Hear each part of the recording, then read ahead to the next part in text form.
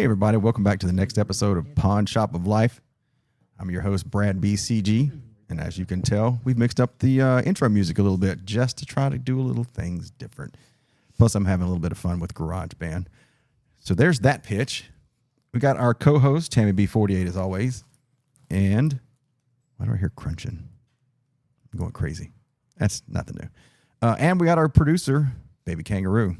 How's everybody doing today? Crunching?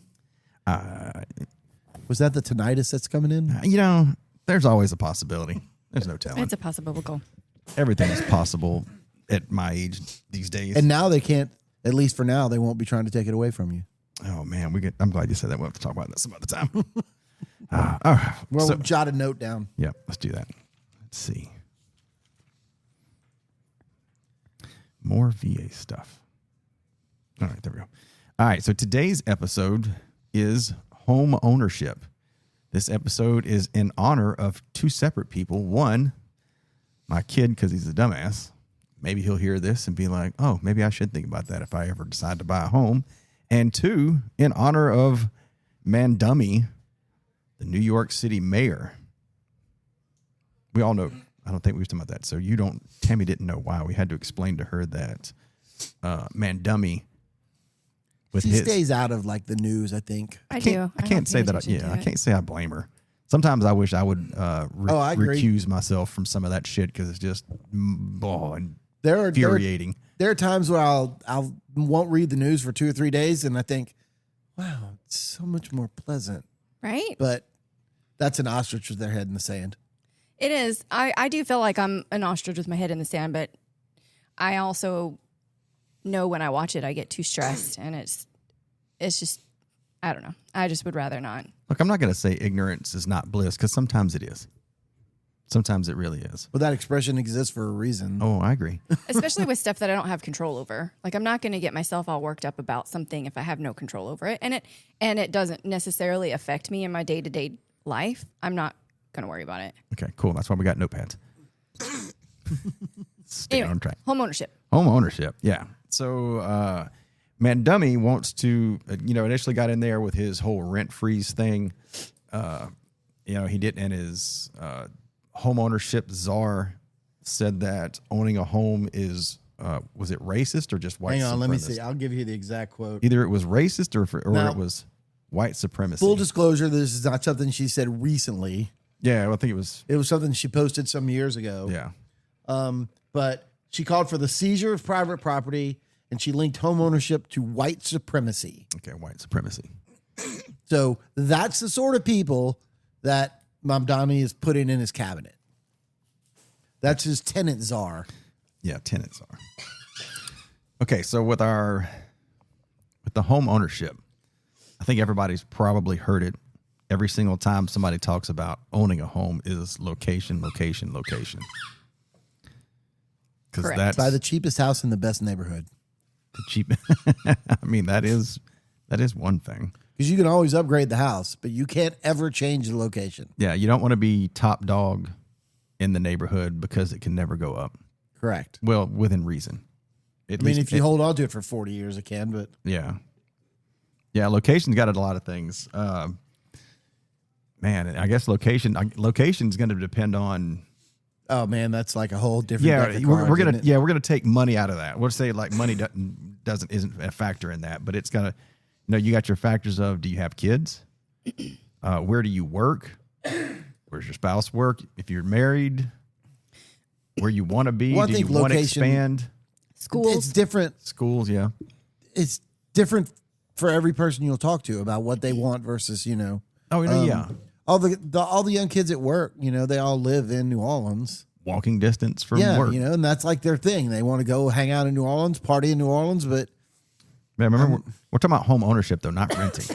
Well, no, I understand that. And I guess, let's go ahead and throw this in there that this is in the realm of I'm not 21. But we were talking about location, so that's kind of my point. Yeah, okay. Is that, okay, yeah. When you're 21, your version of where you want to be located is a lot different. Well, your priorities change. Yeah. Well, right. that's the reason I was going to try to say, let's stick with this in like kind of we're established in our lives. We're somewhere in our early 30s. And that might, like we're okay. Well, I can give you a perfect example of that. That was about how old I was when I got stationed in South Florida. And originally, like so many people in the military, the ex and I rented an apartment. And then when our apartment rent was going to get jacked through the roof, she was like, oh, I don't think so. We're buying a house. And we always looked. We never looked in Dade County because Yikes. Yeah, that's the big one. that's a whole other conversation that I don't feel like having. But yeah, we immediately decided we were going to live in Broward County, So, and then we bought a townhouse in Broward County, and we did real well when we owned it and sold it, and so, and we were broke as convicts then. I mean, we were broke as convicts.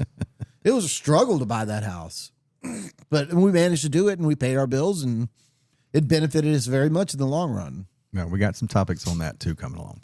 But yeah, I think this location is going to be, like I said, if we're in our concept of 30 years old or in that, like I said, it's going to be, are you married? Do you have kids? Are you planning on having kids? Do you have pets? Do you want pets? Stuff like that. Well, most people are probably starting their families at that point. So they're going to, if they don't have kids, they're going to have them soon. And depending upon how long they're going to be there, they're going to want to look at how good the schools are. Oh, yeah. Yeah. So, I mean, yeah, you got to take in, that's so much into that. Schools, location from distance from work. I mean, easy for us because we never had kids. So, but as it turns out, there were 2 A-rated schools our townhouse was in the district for two A-rated schools, one elementary and one high school. Yeah. And I guess, with the, that's one of the things, that I got on my list here is, if you're planning on having a family or pets, because I've seen so many times where people were like, oh, we only have the one kid, but we want to wait 3 or 4 years before we have another kid. So we bought a house that fits us now. And the moment the second kid gets there, they're in complete turmoil.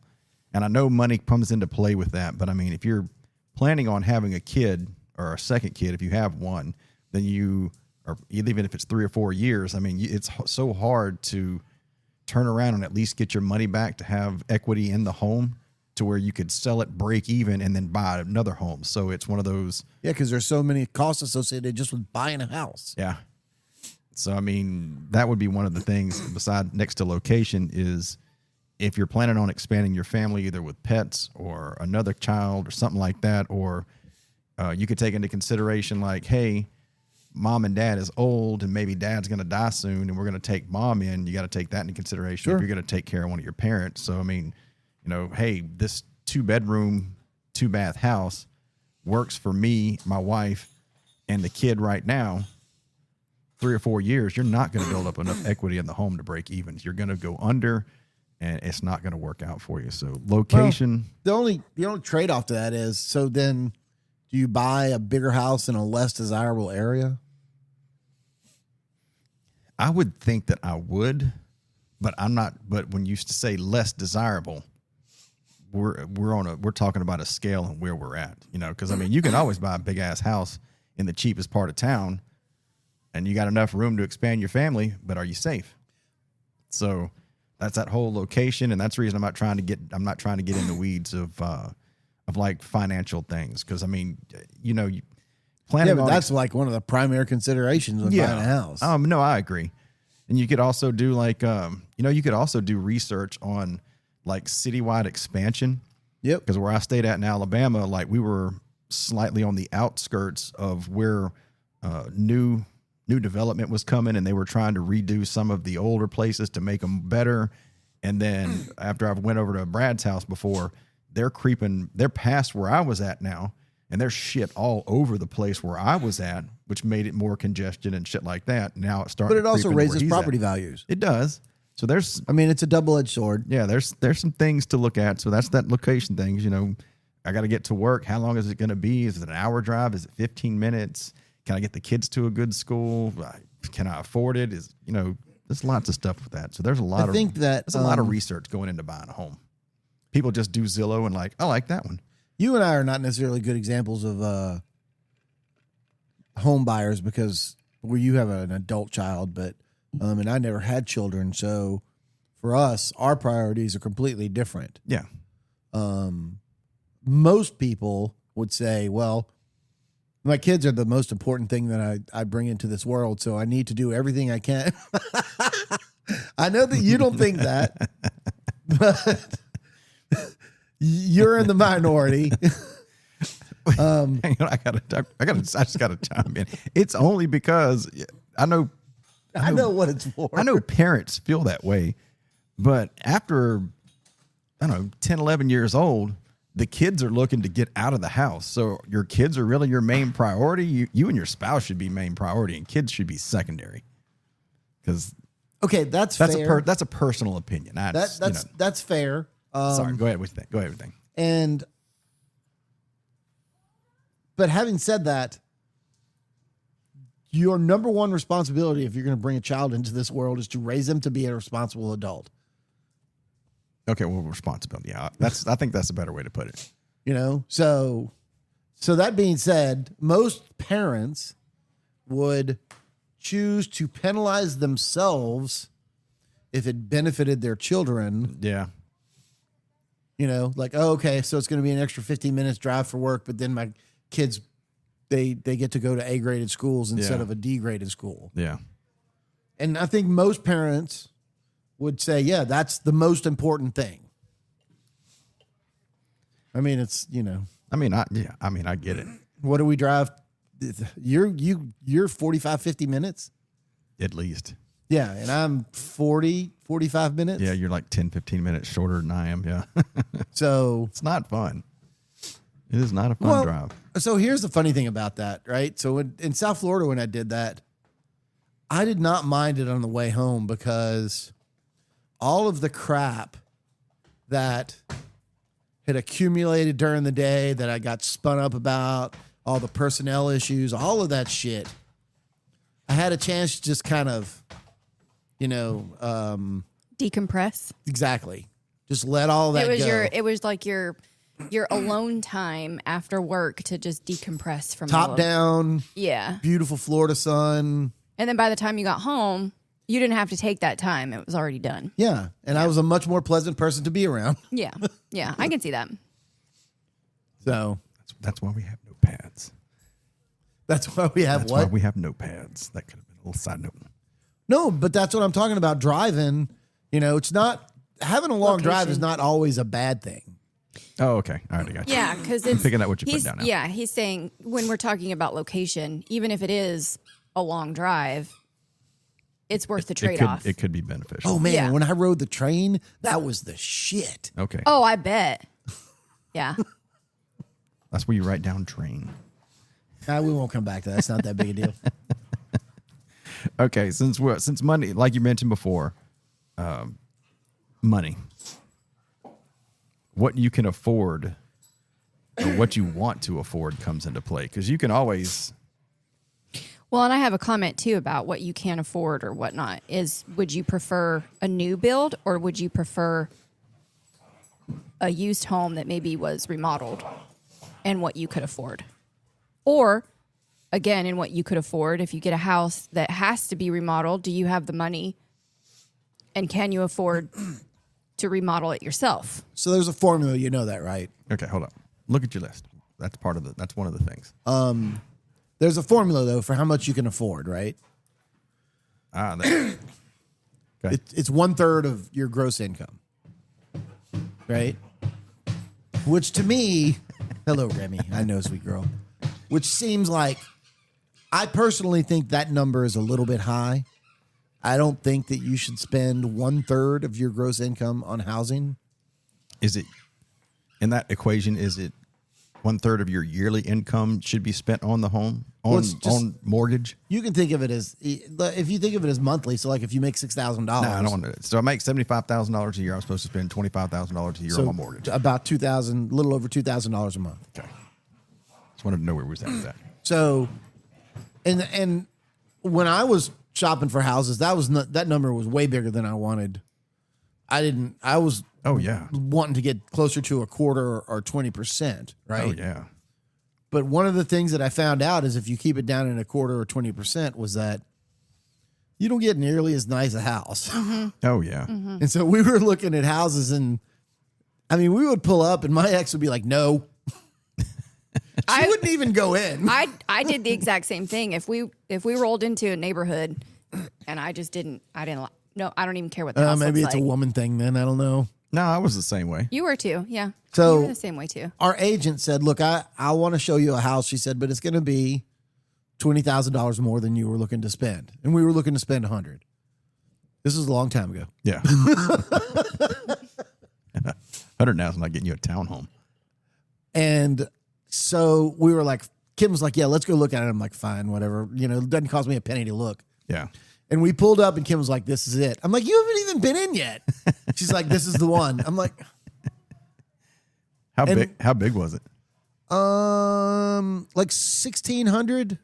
Huh? It was 3-bedroom, 2.5 bath, upstairs, downstairs. We had a like a 25 by 25 screened in patio with a hot tub and Jeez. oh yeah, no, we were How many homes have you owned? actual houses. One, Yeah, because I don't two, want to count townhomes. That's a different subject. 4. We've only owned 2. I'm on my 4th one. We've only owned 2. We've rented. Why would you exclude townhouses? It's still a house that you own. Because that's a totally different. There's totally different side topics to talk about when it comes to townhomes. Because what are townhomes? Big ass apartments that are still attached to your neighbor. True, but it's still considered a home in your name. There's different things that I don't want to go down that. Okay. So I don't like townhomes because they're basically apartments. True. They're just up and down, so you don't have bad up and downstairs neighbors. You have bad next door neighbors. Next door neighbors. You know, we were lucky. I don't want to get into that because We loved our neighbors. I've had horrible downstairs neighbors in an apartment before, and actually, we loved all of our neighbors at our first house because this is only the second house that we ever owned. Our first house, we had like a little neighborhood block party. Well, you seem to love all your neighbors around here. No, not like we did back in Alabama. No? No. We hung out with looking at the house, the neighbors on the left, we hung out with them all the time. That's the folks that had Thanksgiving and Christmas dinners and would come drag us over. There didn't used to be anybody in the lot to the right. And then Nikki and Andrew were in the house next to that. And they would always come over. The girl across the street, her and her husband were great. The little old lady was 2 doors down the other way. So she would always do baked goods and have us over for stuff. So I mean, like She'd have us over for White Russians. Yeah, we could like the whole little cul-de-sac. What, 1, 2, 3, 4, 5, 6 houses right there. We were all a little gang. Yeah. And we would just all. We did stuff all the time. I don't think there was one night that we didn't hang out with somebody in the neighborhood. Yeah. Y'all seem like, when we did Halloween, it seemed like y'all have really good neighbors, though. Oh, no, we the have great neighborhood's neighbors. great. The neighborhood's great. We just don't hang out with the neighbors like we would, No, I mean, like you're we not- did. Everybody around here's You're got different now. Everybody around. No, I'm not. Everybody around here's got kids. Everyone, yeah. Well, yeah. So it's And most everybody didn't when we were there. yeah. So that had a lot to do with It it. had a lot to do with it. Because I mean, if you hang out with your friends, you'd like for you to have kids for my kids to Hang out with. hang out and go Yeah. get the fuck out of here so we can do adult things. Well, that was why I always tended to hang out with people who were younger than I was because the people you my age had kids. children. Yeah. Yeah. You know, so Yeah. Okay, so we talked about the planning on the expanding for the bigger family. Can you ever go too big or too little? oh yeah, yeah. Oh, If you've planned accordingly, like if you're, let's say like that, use 2-bedroom, 2-bath. Let's say instead of doing that, you're like, all right, cool. I know we're going to have one more kid, so we want them to have their own room too. Mm-hmm. And I think you'd walked outside, but I was like, say one of your like dad's fixing to die, and then mom's going to want to move in, so we can you have have an the in-suite, you, en-suite. yeah, you can have like the same square footage, but you can have the house divided properly to where you got your mother-in-law suite, both kids have the room, we have our room, and Yeah. 2 bathrooms kind of thing, Yeah. or 2.5, whatever it is. So you think you can go too big or too small? My experience has been that most people buy houses that are too big for them. Think so? Yes. Yeah. Y'all bought a house that's too big for you. Your circumstance is a little bit different because she works from home, Yeah. but even so, like how big is this house? 26 and change. Okay. If it was 600 square feet smaller, would it really impact your life? Yeah. I think it would immensely. Only because we have 2 dogs. Like I felt a huge difference in size of this house when we got Bentley. That's because he's a crack addict and he's like going all the time. Well, and not just that, but just this. Am I wrong? Just the space that he takes up, his kennel. I mean, Remy doesn't even need a kennel anymore. She never used it after maybe a year old. Yeah. Because like my house is, it's not quite half of this. It's a little bigger than that. It's like 1450. You're like 7. Yeah. Does your downstairs considered living space? Nope. No. Oh yeah, no, and that was the reason I bought that house. Oh, 100%. Because it's on the bayou. Michelle, you know, it's on the bayou, and I was promised that I'd get to use a boat. So, You got the keys. but That's a side note. it's that it's not lost on me that's another like 1,000 square feet underneath my house. That's Okay, I want to make it abundantly clear too that while we're talking about this, we're in no way rich. No. We just bought in the sticks, and we bought.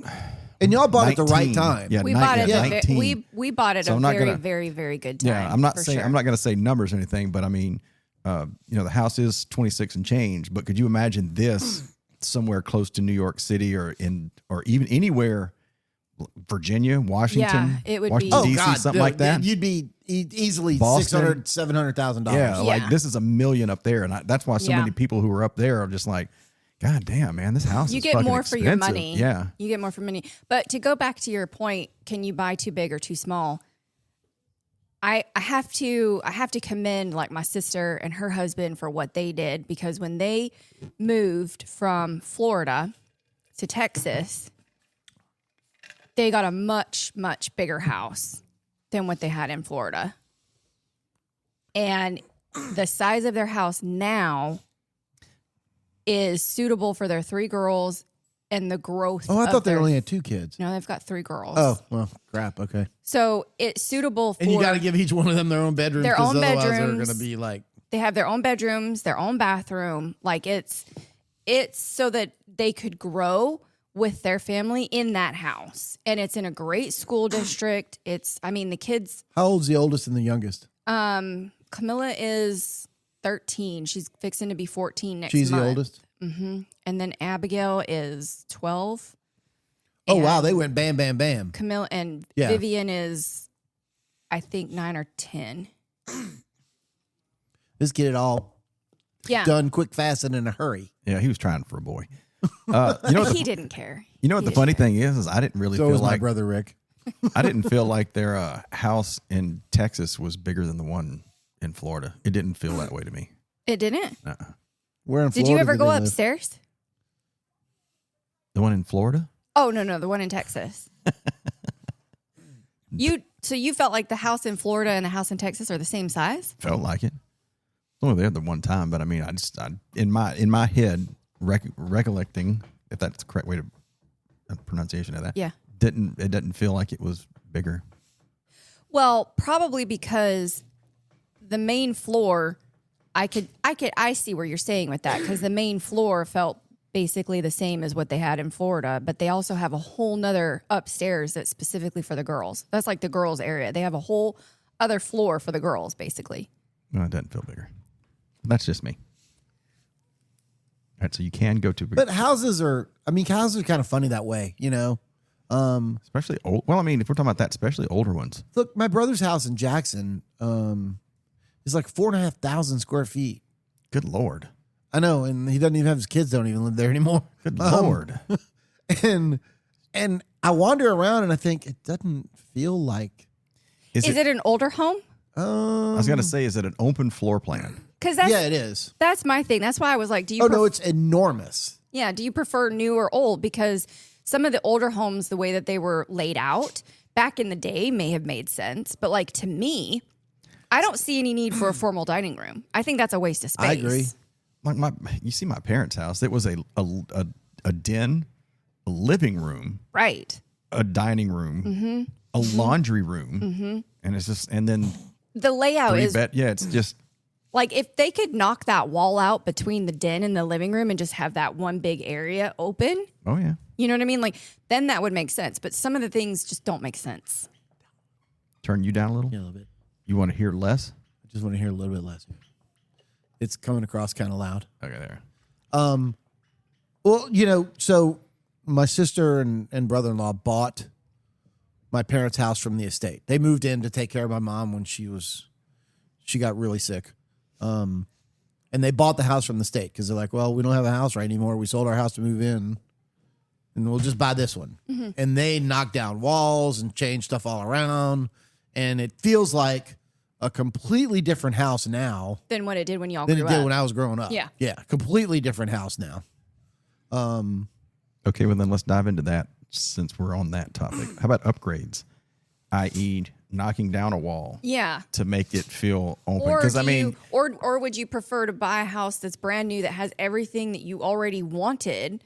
Well, and can afford it, as opposed to an older house that then you have to put in a whole shit ton of work, like what Nikki and Andrew did. yeah, that's what I was going to say, because they did a lot of that. Because I mean, you could, like Joey said, you could buy the cheapest house in the neighborhood, and then you could tear down that wall. Yep. And upgrade everything. And then you can make it more open, and then redo the bathroom or something like that. And that's that's And all. you don't have to have all that cash outlay right at once. Right. It would be a long process. So then you'd have to say, okay, well, do I have enough time to invest my life into taking years to get the house where I want it to be, or do I buy one brand spanking new that has everything that I want to begin with? I mean, if you're stretching to buy the cheapest house in a nice neighborhood, then you better be realistic in your expectations about, what you can and can't accomplish. And especially if that's what you want, then you better be ready to do a lot of work yourself. Exactly. Well, that's what Nick and Andrew did, because they bought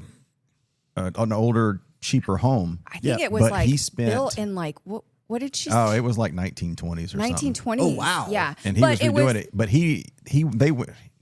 I've talked to him about it before, and he was like, it was stressful on ourselves and our marriage for a long time, because I think he took a year and a half doing that exact same thing, knocking out this wall, redoing cabinets and staircases and all, like flooring, and it was, and they don't have kids, they just had 2 dogs. But I mean, it's one of those things where they could, they went in there and they're like, hey, we can afford something, it's $100,000 more, but we chose to do this, and then that money and put it in that. Yeah, and they also chose that house because of where it's located, where they live. Well, yeah, but then you get the house you want as opposed to the house that you can buy. Well, that's what I'm saying.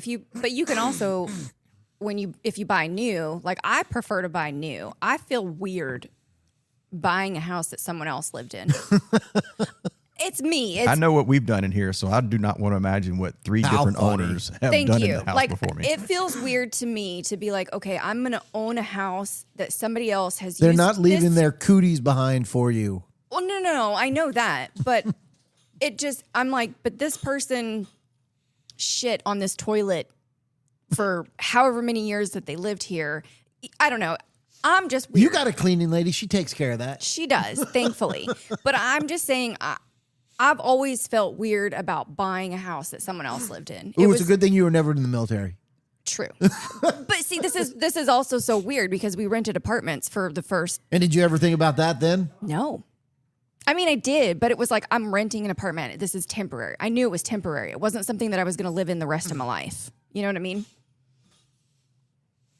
I knew it was temporary. That thought has never crossed my mind ever once. That's why I said I think it's just me.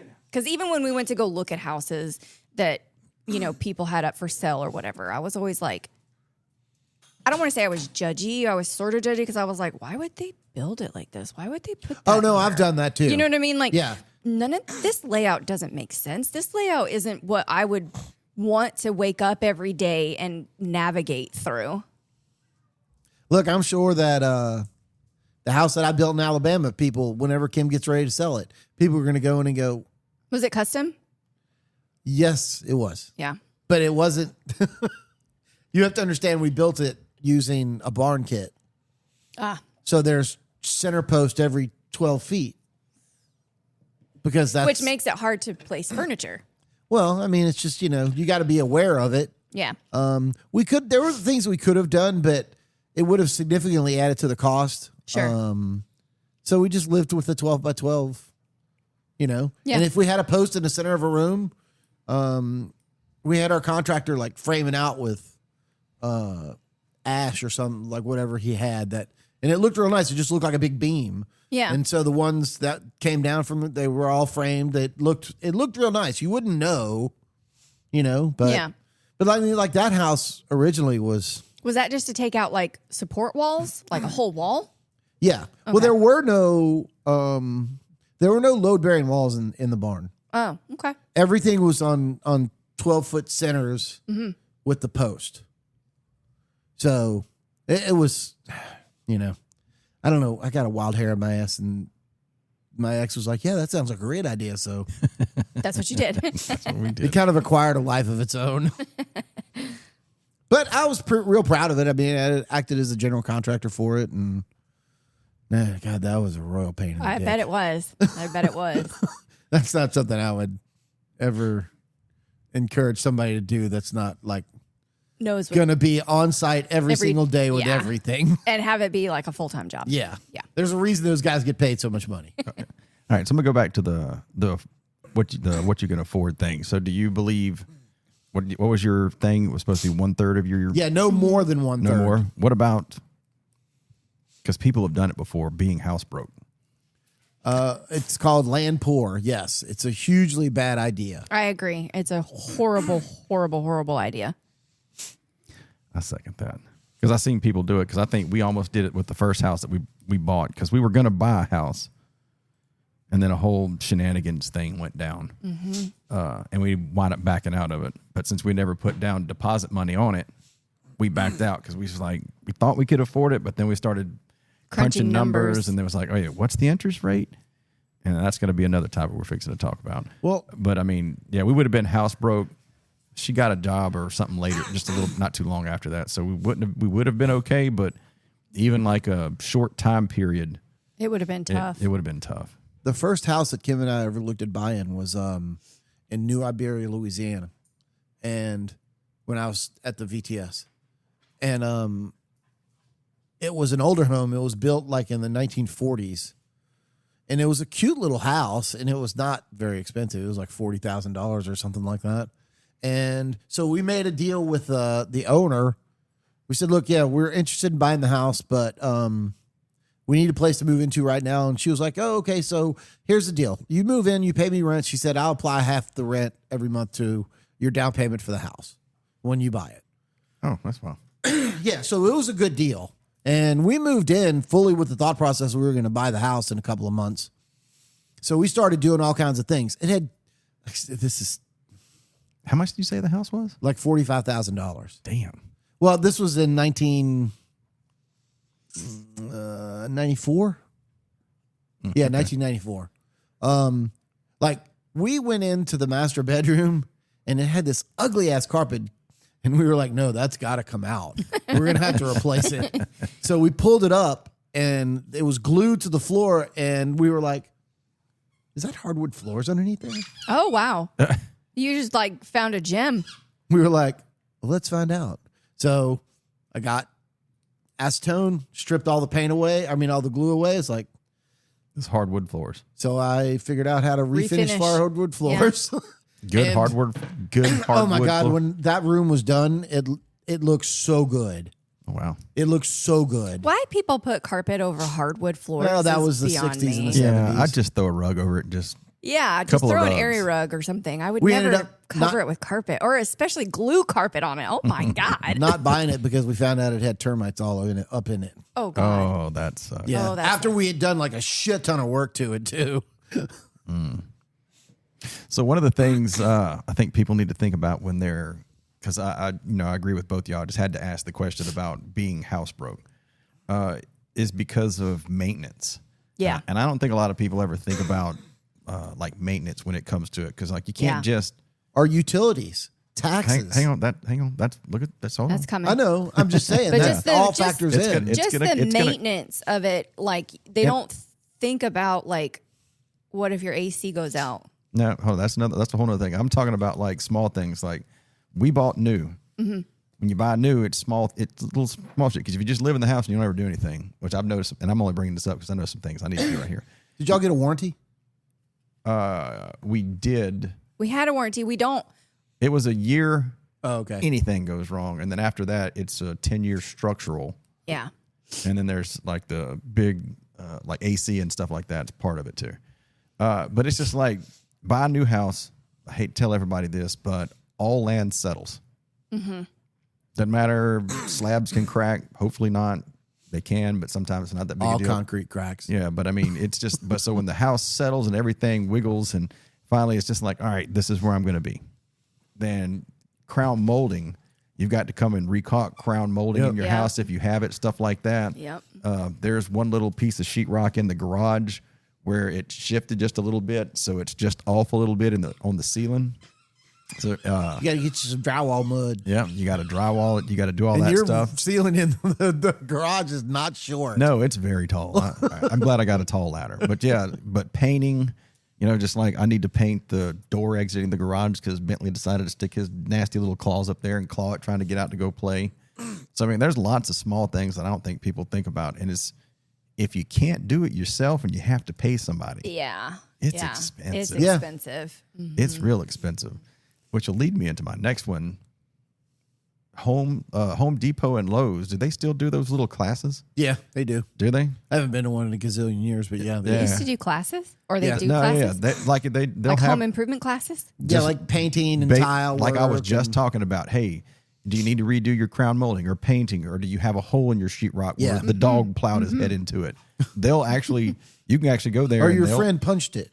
yeah, Ooh, that's not a friend of mine. they actually have little And younger classes people, showing you you know. how to do that. So I mean, yeah, Oh, I it's- didn't know they did that. Yeah, it's great to have. Like, there's some Yeah. things like when my dad was around, I could ask him, I'd be like, hey, how do I do How do I this? do this? And Yeah. he told me, and it's like, great. Now he's not here. And if I don't know how to do it, I guess my first go-to would be, Joey, you ever done this? Yeah. And if Joey says, fuck no, and I'll be like, great. Well, I'm going to Hire somebody. No, I'm going to call Home Depot and see if they got a class on it anytime soon. I mean, because it's still good to know how to do that stuff yourself. Well, knowledge and is power. Yeah, knowledge is power. People are moving away from that nowadays. Nobody wants to do anything. They just want to hire somebody to do it. I'll do small things. Yeah. I mean, Well, electrical stuff you won't mess I'm with. not touching electrical. I don't give a shit. Yeah. 110 doesn't bother me. I don't. too. Nope. Yeah. It's just quick. It's super I'm quick. like that guy It on, doesn't. It doesn't hold down you. Periscope. A1 cold. You want hot. Nope. Not doing it. It That's doesn't. why I It have doesn't. a very good meter. The 110 doesn't hold you to the charge until the charge Yeah. goes away. I think, is there anything that I haven't done at a house? Let me Light think. bulbs. To me, light bulbs are the biggest pain in the ass. Yeah, but now you got LEDs and they last forever. I don't know. Do they make LED like the little vanity lights? Oh, yeah. Yeah, they make LED everything now. They make LED well, we everything. need to get those Well, I mean, instead of the filament bulbs. They're moved. Wasn't there a law against the filament ones, or the I don't know or if there's a regulation law or against regulation? incandescents, but I think there's a law against the curly cues, the Oh yeah, Oh, fluorescent. instead of like the Yeah, swirly. I don't Yeah. think because fluorescents when you break them release. Yeah. They release Mercury that powder. or something Yeah, I like that that. powder that's deadly. yeah. They're trying to move everything to But something it's better. if you want okay, I hate fluorescent my lighting. Norfolk anyway. Pine, I needed Hurts a my eyes. lamp to put underneath my cover because for when it's cold, right? Yeah. But I didn't need like 250 watt heat lamp. I'm like, that's kind of overkill. I needed like 75 watts. Yeah. Chicawats. Finding a 75 watt incandescent bulb, dude, it's Is it like the impossible? holy grail. Is it? You can't find them. I finally found like a 50 watt, and I'm like, well, I got to take what I can get. And as it turns out, my Norfolk Pine's been fine with that. So That's part of the maintenance things that people don't think about is the light bulbs. And if you don't have them on hand, then when they go out, then you're like, fuck, now I got to go take this bulb out and try to go find a you live replacement in the bulb. dark. It's like we have 4 out in the bathroom right now. Do we? Hey, if there was only this place that you could bring up on your phone, No. and There's search. There's There- probably light bulbs in the I laundry don't room. think, no, they're the vanity lights. I don't think we have any more of those. I think I seen them the other My, day. the thing I hate about light bulbs is like I have a bunch of spots in my house, right? Spotlights, and apparently there's a difference between indoor and outdoor spotlights. Correct. Yeah. And even if it's a difference between indoor and out, if it's only indoor, there's two different kinds of indoor. Some are long, some are short. And law of averages says no matter what one I buy, it's not going to be the one I need. It won't be the right one. So now I have like 4 of both. Well, at least now you know. So, this is the fun of home ownership. Oh, yeah. Something else about buying new that I don't think, and this goes into some of the what's affordable and shit like that. When you buy new, there were no blinds in the house. Mm-hmm. Yeah, there's extra shit that you have to. Yeah, no window have to- coverings. No window coverings whatsoever. And the only appliance that we had to buy and purchase on our own was the refrigerator. Everything else was included. If it's installed, it's included. Correct. We didn't have a washer dryer at the house. Oh, you're right. It's not installed. But we had to buy. We had our own washer Yeah, but dryer. I'm saying you had a range and you had a microwave because those are both installed. Yeah. Correct. Dead dishwasher, it's installed. Yes, correct. We did have to buy. You're right. We had to buy the washer and dryer, but that's only because before we rented. Yeah, it's just one of those things, though. It's just like I said, Did we're you just have going a washer dryer already? We did, but we gave it to his mom. Oh, okay. Because we She didn't needed need new it ones. when we lived in Florida because the place that we rented had a washer Yeah. and dryer, so we didn't need one. And hell, you know what? You might have to have that shit if you buy used because a lot of times homeowners will be We'll like, take it. I really like my washer and dryer. I was surprised when the lady left the refrigerator and the washer and dryer. Like when we sold our first house, one of the stipulations that the buyers wanted was they wanted our refrigerator, which was fine. We weren't going to take it anyway, but they wanted to keep our refrigerator. So, I mean, have you seen those horror stories before where they're just like, the way the seller writes up the thing or whatever it is, and then they're like, no, we did all these cool covers over the electrical outlets, and they go in and they unscrew all the electrical outlet covers, and they take weird shit. Oh, they take the weird shit. Yeah, they take off because I mean, if it's not in Yeah. the contract, which that's one of the things to talk about, is they'll fucking do that shit. Yeah. So here's an interesting thing I found out actually when I purchased this house. I was not aware of this. If you install window coverings, they're supposed to stay with the house. What do you mean, like Yeah, external window coverings. No, like drapes inside the house. you're Or supposed? blinds. Well, I can see blinds staying because they're custom made for those specific windows. But I would never leave my drapes. Now I would probably leave like the bars. That's part of it. You're supposed to leave anything that's considered installed. Yeah, but You I can wouldn't take leave the actual drapes. You can take the drapes. Yeah, but the bars I would definitely. Why would I take those down? My real estate agent said that all that stuff is supposed to stay. Yeah, that should. And I agree. I would leave it. I No, would. the drapes take are it. supposed to stay too. Oh, I would never leave the I don't know drapes. about that. And the blinds, like turn the little thing, because that's considered installed. Yeah, don't worry about it. I'll bring my dog over. He'll tear them apart. Like our drapes or our blinds and the windows that we have, they're custom installed. Yes. Like they didn't 'Cause obviously. we got weird size windows. We have weird size windows and we have little crescents at the top. Yeah. So I got all of our windows measured. So even all of these back windows could be installed with blinds had I not done drapes. But those, I mean, why would I take those? Why would I? I want plantation blinds, but with him, I'm not spending $1,000 a window. You think Good that he would Lord. chew up the plantation drapes or the plantation blinds? Have you seen what he did to the blinds that are there right now? Well, yeah, but those I don't have were- a blind that's lower than about 4 feet. But those are like the little cheapo blinds that came with the house. He hears something outside. He wants to go see what's going on. He's then- going to go right through anything I put up. Well, then get the ones like that we have and I keep them up a little bit so they can poke their head out. He's already taken care of that. I don't have to worry about raising them. He's already chewed out what he wants to look at. That's why I have drapes now. Because he can just push the drapes aside and it's Yeah. all good. Yeah. Little shit. Speaking of which, Man. All right. So with the way the world is going nowadays, do we think that it's becoming unreal to be a homeowner? no. No. I think it's practical to be a homeowner. I think renting when you're younger is great, but as you get older, renting is just pissing your money away, in my opinion. And you know what? That's the exact same thing that Kim said when we were looking at buying a house. Here's my feeling on kids nowadays in buying houses. The current generations, everything has been given to them. And so they think a house should just be given to You're them. entitled. Yeah. Oh, I shouldn't have to work that hard to get it. It's like, that's the single biggest purchase you're ever going to do in your entire life. Yeah. You're going to have to work to get it. Yeah. You are. You're going to have to modify your lifestyle. You're going to have to save some money. You're going to have to make sacrifices. And then you're going to have to make smart choices when you go to buy a house. Yeah. It's not something you could just go, oh, well, my mom and dad lived in this house. I want a house like that. Yeah. And it's a commitment. I mean, if people aren't committed to, a 30-year mortgage. Shit, they're saying now 50-year. Oh, that was Are some you off, s- yeah, that what? was some off the wall shit. I think Trump said that. As soon as Trump said it, somebody was just like, "That's the dumbest That's thing ever. You need to unrealistic. hush." That's so unrealistic. Because he only mentioned that once or twice, and Yeah, I know. nobody's brought it up since. Because they were just like, "Dude, no." I mean, even now, like a lot of people are going to 15-year mortgages. They don't want to commit to 30 years in the same house.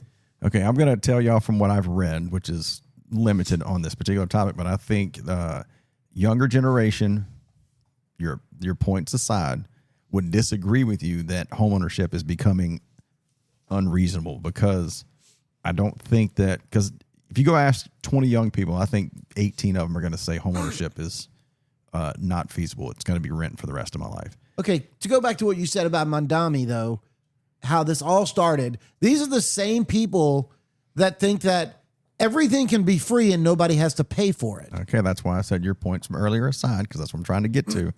And I think it's because they're not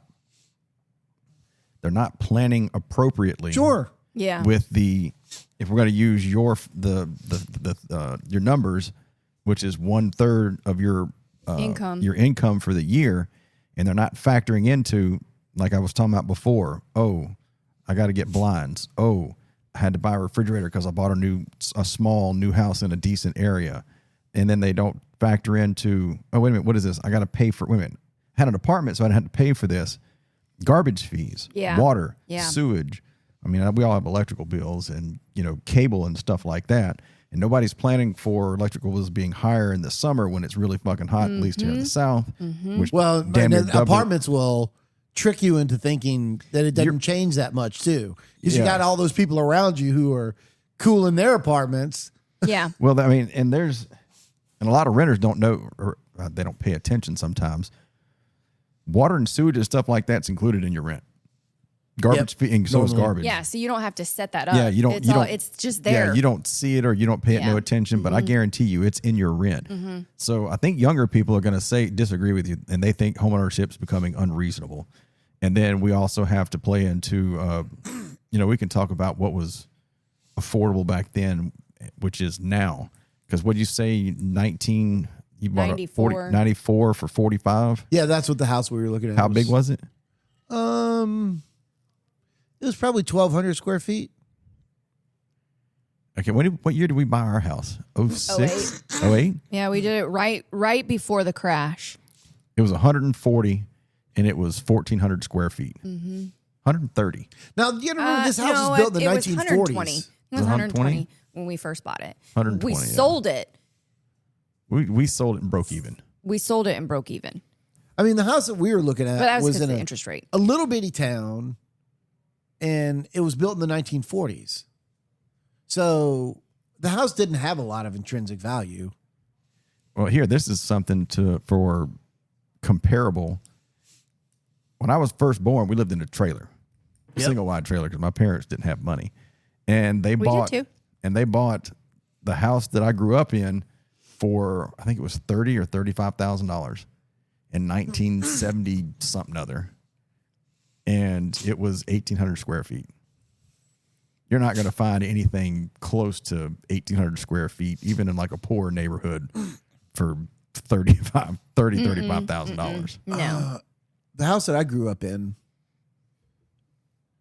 my parents bought it in 1972, and they paid $50,000 for it. And I remember talking to Dad much later on, and he's like, "Yeah, we had to scrape together every penny we had so we could buy that house." I mean, they did everything they could. Now, again, it was probably the least expensive house in a really nice neighborhood. And that house now, my sister and her husband live in it, and it's probably worth $500,000. Good Yeah. Lord. I mean, that's kind of like my parents' house. Well, that neighborhood has exploded. That area of Baton Rouge. Has it? Oh yeah, yeah. South Baton Rouge is like, where the people like to go and hang out. Yeah, Okay, that's where the people with money are. Okay, I also want to make a note, though, interest or mortgage rates. Yeah. Because when my parents bought that house, their interest or mortgage rate was, I think they said 14 or 17%. Yeah, that was probably in the 70s, wasn't it? Yeah. Yeah. Yeah, Jimmy Carter era. Yeah. So, I mean, like, that's another thing that people aren't factoring in because they're just like, because I think, I don't know, maybe the young kids nowadays are going to do it like I did when I first looked at it. I was like, oh, what's a $200,000 home? And then you divide it by 30. And that's your payment a and month. then say, no, divide it by 30 because it's 30 years. Yeah. And then that's what I would pay a year. Yeah. And then divide that by 12. And it's like, no, that's not how that not works. how that works. That's not You've at got all. an interest rate you've got to pay too on top of your principal. And That's not how any of it works. No, It is. it's It is not. not. That'll get you started. It'll give you That'll get you started. There's you a it. rough formula, right? right. That'll So $200,000, you can buy in theory, you can buy a $200,000 house and you'll pay about, this is around 5%, about $1,000 a month for your mortgage. That's not that's not adding in insurance and Utilities. taxes and all that taxes. stuff. Yeah. Yep, taxes will get you interest, too. and your That's interest just- rate that you're going to get Yes. on that loan, unless you buy it outright. And then here's something else. We don't have to worry about it because we're ex-military. But what's the mortgage insurance? Oh, You're yeah, right. yeah. People have to put. They're just like Yeah. like Unless you put down a big chunk of change. Yeah. what's mortgage insurance like? Oh, another Yeah. one of those hidden factors. And then we haven't. That's the stuff with like the that's just- VA loans. Yeah, Yeah. The VA you don't have to do any guarantee more. it. Yeah, They guarantee it. Yeah. And now we haven't even talked about home insurance, just Yes. mortgage insurance. Oh, God. So yeah, so now we got to Don't move south of I-10. Seriously. No, like he's on the coastal. I mean, shit. Like That's part of it because Had I known, I probably wouldn't bought the house that I bought where it's at. almost like homeowners insurance either will make or break you buying the house entirely. Because Oh, yeah. if you're Let in me a think. if you're in a flood zone, you're fucked. Like And my house is 9 feet off. Okay, that's the thing that makes zero sense to me. I have to carry flood insurance. My house is 9 feet off the ground. My flood insurance doesn't cover anything on the ground floor. what the fuck? Oh, it covers the house itself. house itself. Katrina, Nothing. my house had a foot of clearance underneath it. Nothing got Can touched. you imagine a storm with more water than Katrina? No. I mean, I could. I don't want it to ever happen. If that's the because, good case, Lord. nobody's worried about house insurance. Right. I Flood mean, insurance. you're just fucked to begin with. Yeah. Yeah, So 'cause- it cost me $1,000 a year to have flood insurance that I'm never going to use. Yeah. And I have to carry it. Yeah. You do. Because you're in a flood zone. Okay, so hang on. Let's since we're trying to rein it back. Since we're talking about that, you said a $200,000 house with a 30-year mortgage at 5% is going to be about $1,000. About $1,000 a month. All right, cool. Now, if we take into let's see what we say, we got power, sewage, water, garbage, internet. Gas. If you have gas. Internet. So what are we thinking average for? We're in the South, so that's what we're going to go on. We're going to try to average in, let's say garbage is going to be $30 a month. Water might be $30, $40 a month. Sewage. It's more if you got a leak. That's, You'll notice it when you get your bill. You'll be like, yeah. what I the did. fuck? Actually, I wondered hang on. about that. Hang on. That's where you got your notepad. Power, $150 minimum a month. So you went from $1,000 on your mortgage to add in another $300 or $400 for all of your utilities at minimum. So now you went from $1,000 a month thinking that you're comfortable to $1,400 a month. Mm-hmm. And what'd you say? Your flood insurance.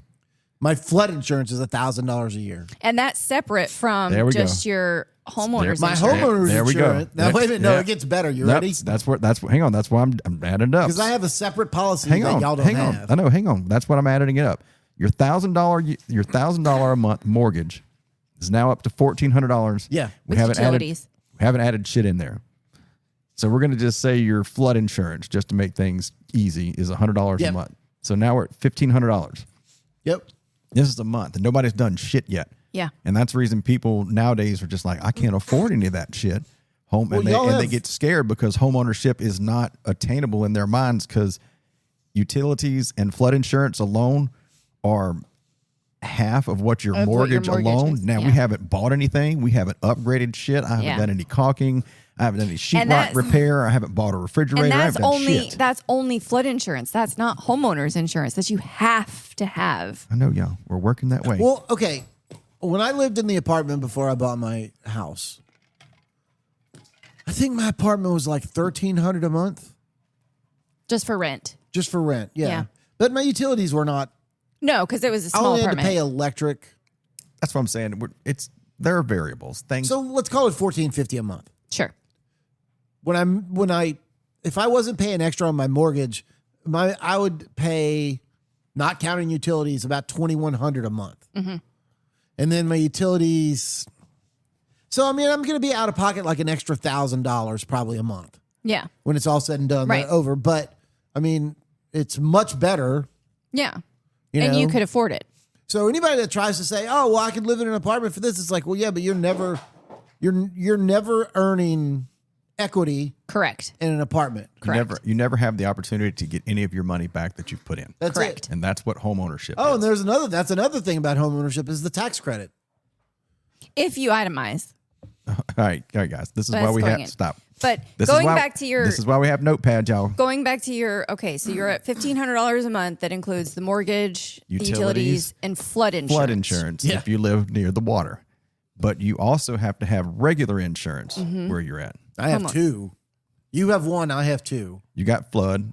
Nope. I have two other types of insurance. So you have just a regular homeowner's insurance policy. It covers everything that happens to the house, right? Correct. Okay. I have a homeowner's insurance policy. I have a wind and hail policy. That Yes. was what it was. My wind and hail policy, what do you think it costs me every year? Is it more than your flood? Is it really? Shit. Oh my God. Because I was 3 bills. Get out. seriously. $3,000 a year for wind and hail. Oh my God. But it also means so I'll just never end up buying a roof for my house because Well, sure. every time a storm comes through and the roof gets torn apart, it's like, okay, put another roof on there. Here's my $5,000. Submit your claim. Done. Yep. All right. So And then my homeowner's insurance is another $1,000 a year. I was going to say, hold on. We're using whole numbers, so we're going to round that up too. So the $3,000 for wind and hail $250. is another $250 a month. Yeah. So now we're at $1,750, and then we're going to add another $100 for fucking regular My insurance. regular homeowner's insurance. So now you're at almost $2,000 a month. You're at $1,850 for a Yeah. $1,000 a month mortgage. Yeah. Yeah. And And again, that doesn't include if you have to buy actual I know. appliances. I know. That's why. Yeah. That's why I was saying. You just bought one of think, those. I think the young kids nowadays would disagree with y'all that it's because that alone, you But- almost doubled it just to have. But that is a special case because of where you're located. It all goes back to Well, location. okay, that's fair, except that that's really only $250 of the cost a month. Sure. Yeah. So, I mean, that's, the fact of the matter is, if we take the wind and hail off, I mean, we're still at I $1,600. know, that's what a I'm month. saying. It's and you can take the other amount off for flood if you're not then in a you're flood still zone. at $1,500. So the fact of the matter is that it's always going to be more expensive to own a house than it is to live in an apartment. And I think that there's a misconception about people's like, well, it should cost me the same. It's never going to It's cost never you going the to cost same. you the same. But the benefits of owning your own home over renting are way more, I feel, than I do too. I mean, I'm just saying, it's it's kind of like a 6-1, half a dozen of the other on what you prefer, what you feel is more important.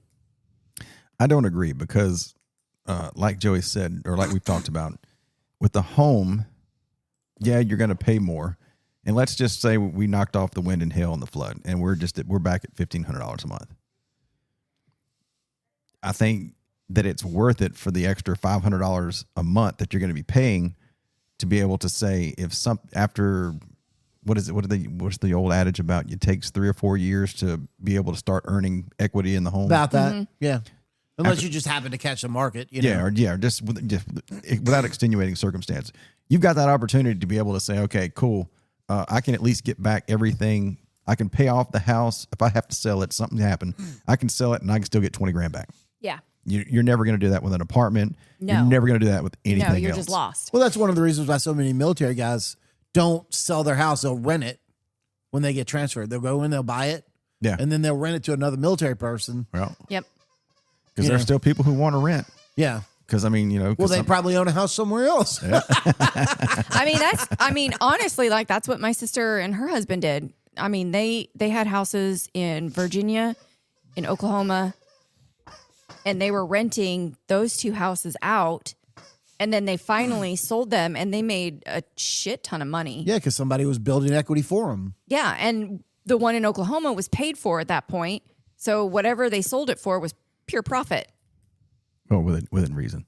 I mean, of course. But I'm just saying, Government like, sees that as income. I'm just saying, like, Not if they lived in it for at least 2 years.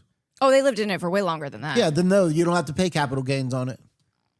Well, that's the whole other That's rabbit a Yeah. whole That that's a rabbit whole hole other we're not going to go Yeah, down that- right now. Notepads, y'all. Notepads. I don't. The notepad isn't helping me. I know because you talk, both of you talk before you write. If This you is- write and then try to talk, you'll be like, okay, we're going to keep track. This is our first go goes- around with notepads. That It's goes fine. against what Pawn Shop of Life is about. No, it's not. I want to try to keep it stream. No, I'm trying to shoot the squirrels, but don't want the squirrels in here. Okay, since we brought up since y'all were talking about the military, there's military assistance. Military helps out a lot because of one, no mortgage insurance, and that's a big fucking deal. Because what is it? 3% or something like that? Yeah, monthly Yeah, I don't. on your mortgage. I don't know how that factors in because And we've you been. once you get a certain amount paid off, then they take it off of there. Yeah, we've been lucky enough to be able to use the VA loan, whatever. That's not lucky. That's Well, that's military. well, it's military, but your husband made a choice. but I mean, you can only use it up to what 2 times, 2 or 3. No, it's the formula is so bizarre. Don't even ask me to try and explain it because I tried to understand it. It's not. It makes VA math look simple. Yeah, The VA charges you a small amount for your first time you use it. yeah. Which is like $2,000 or $3,000, and then they charge a little bit more the next time. The next, a little bit more next okay, time. so it's not like the full blown amount that like a, Yeah, the a VA still- standard VA or FHA or whatever loan that you would take out for. Yeah, because you're paying Yeah. less. You're paying less to have the VA guarantee that you're going to pay that. Yeah. So they only charge you a couple $3,000. Sure. And then the next time they're going to charge you a little bit more. Whereas, like he said, I think it sounded right, 3% Yeah. of whatever it is. Mm-hmm. So I mean, Well, you got this is y'all's second VA, right? yeah. No, Yeah. well, no, because with the VA loans, don't. We've only owned 2 homes. So I we're know, only taking out 2 loans. Let me finish my statement. Don't when you refi under, is that considered another VA loan? Yeah, but you paid off the other one, so I don't remember. Yeah, you're a good point. I don't because we refied once. Mm-hmm. I don't remember about that. Actually, we refied twice. We refied on the first house and we refied on this one to get a lower rate. Did we? I don't think We did on the other one, yeah. Well, I don't remember because I'm old. That's okay. I forgot today that the truck was paid for. You know, I don't know where this fits in. This No. is something that my No, hold on. The truck's paid for? Why did you just said it? Now you pausing? the wheels are spinning. I can see them from here. It's a 2017. Is it paid for? Why did you say it? And then you have to think about it. I have to think about it because Oh my God. You know it'll what? be a conversation later. Yeah. Okay. Okay, I'm going to tell y'all something. My former father-in-law, God rest his soul, because I loved Dallas like crazy. He was a housing developer. So he built houses and he sold houses. And one of the things that he conveyed to me was when you're looking to buy a house, you set a number in your head and you should push that number until you feel really uncomfortable. He said, because when it boils down to it, yes, it might be tight when you first buy it, but then a year down the road, you'll be making more money and you'll have the house that you really wanted, right? And you'll be much happier in it for much longer.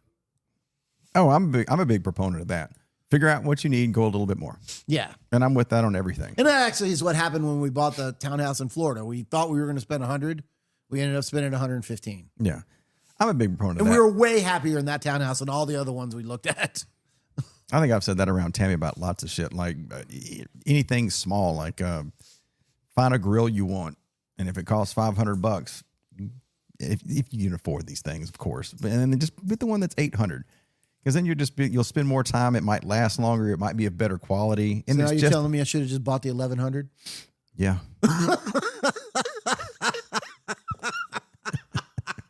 No, because Damn it. no, because we bought the Lee to begin with, and if we would have just went up a little bit, it would have been fine. There would have been no double purchases. I don't mind. I don't. I don't either. That's a different story. Yeah, I know. Okay, so we talked Wish about. you would have known. Well, hold on. I guess we talked about the mortgage rates. You're kind of at the mercy of the big bad government. It's not even the government. It's the Fed, which is quasi-government related. Well, yeah, I guess that's true. But there is something that you can do, because you can buy down the rate with points. Yeah. And if you're unlucky enough to be purchasing a house in a time when interest rates are high, and they're coming down right now. Now they're like 4.9 or something like that. Yeah, they were up to 7 yeah, something change, like that. Almost Which, 8. Our family, when we were growing up, our family would go, "That's it, 7?" Because we talked about it, 14%. So it's worth it to buy down as much as you can to get the interest rate as low as possible. Now, when he says buy down, that is, but that's big. I mean, I guess where would that come into helpfulness? Like if you could only afford to put down 10 grand, like you'd saved up 10 grand. I was like, hey, we want to buy you're confident you want to buy a house. You and your spouse saved up 10 grand. And that's You're all not that going to be able to afford to buy down points then, because you. Well, let's say, I don't know, family relative died and left you 5 grand. Then you could, if you had that 10 and somebody left you 5. It's cheaper to buy down the mortgage rate, because they're going to charge you that 5 grand to say, if you give us 5 grand, we'll knock off 1.5%. Numbers aren't whatever the number is. Yeah, numbers. It's saying it's better, but if you plan on staying in the home. Correct. If you're planning on being there, it only works if you're going to be there long term. Yeah, because I mean, you're giving them the money up front to get a little bit lower, because that extra 1.5% over 30 years is going to be cheaper than trying to have that 1.5% over that long term. So but there's another way also to do it if you don't buy down the rate, because yes, well, I mean, home mortgages are all simple interest. So it's recalculated monthly based upon what you owe, right? Yeah. So you pay the vast majority of your interest in the first third of the loan. Correct. Yeah. That's why I said that's where you start getting equity in, is you got to have the old adage.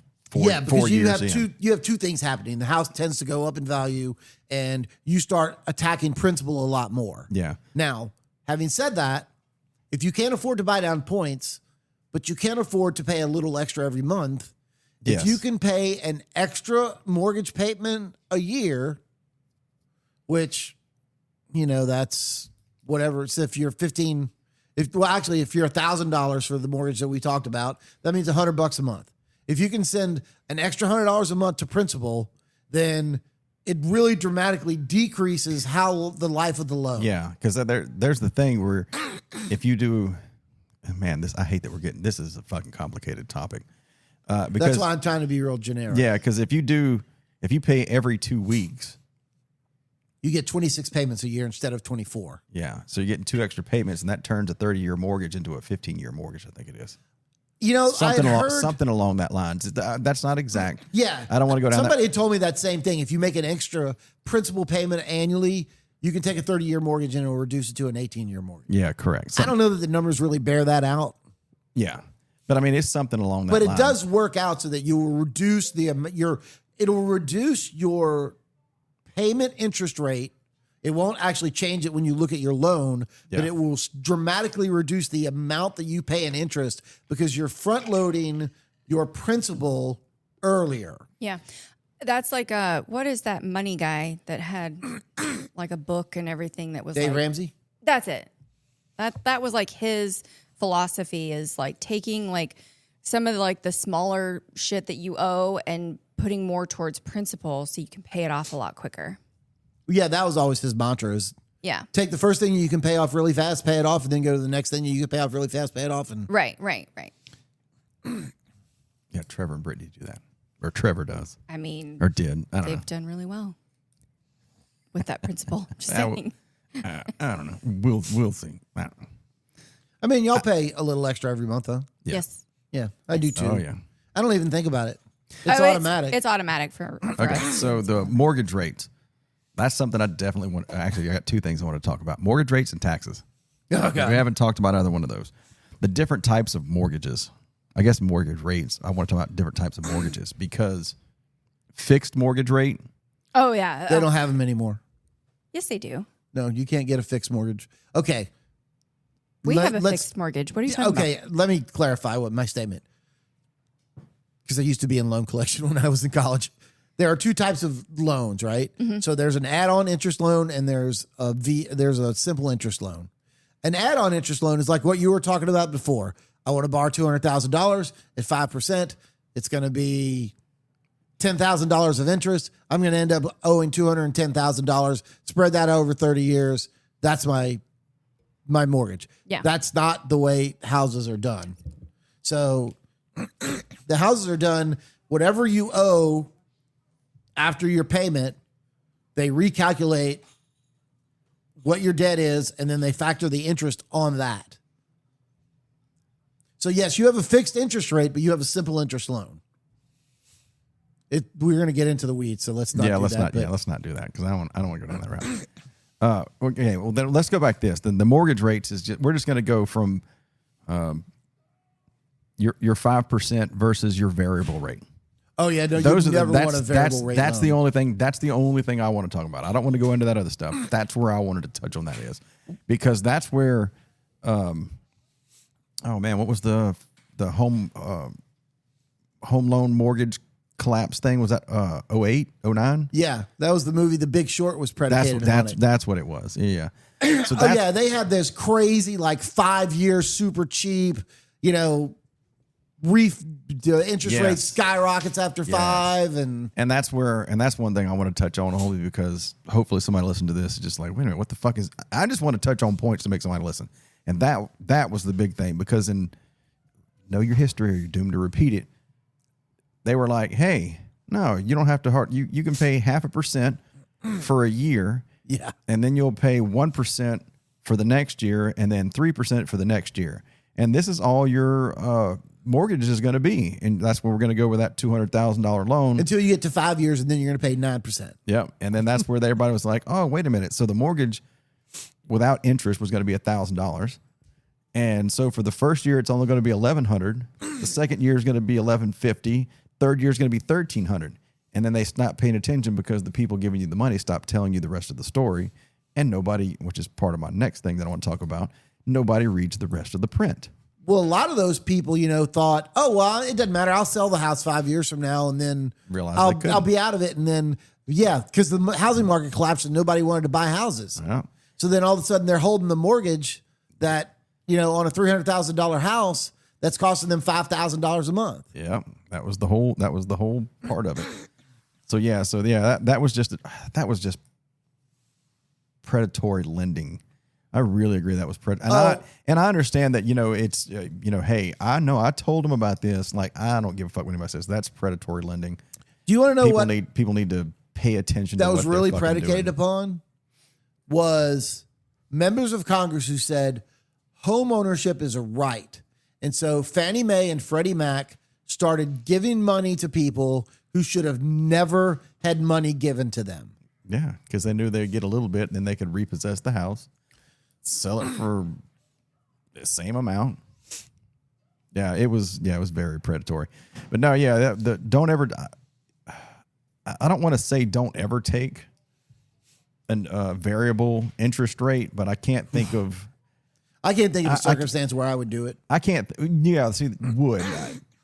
If you got money and you can, or whatever it is, or if you're talking about a lot lower numbers compared to your income, sure, you might be able to take some risk. Like as in, you buy a house that's a fixer upper and you want to take that variable interest rate so it's super low, and I can still, I can pay my $1,000 a month mortgage, and I bought a $50,000 house, and that's super cheap, so that doesn't really hurt, but I still have the ability to fix that house up and then sell it in 3 or 4 years. Yes. I can see a scenario that way, but you're those people playing with fire. Look, I'm not saying that. You're really playing with fire. People shouldn't be looking at for a first home. Well, I'm just saying like maybe a second home. I'm just using it as an example of just variable interest rates are dangerous. So the one thing I'd like to add to that is if you're building a house, I should renovating. I'm sorry.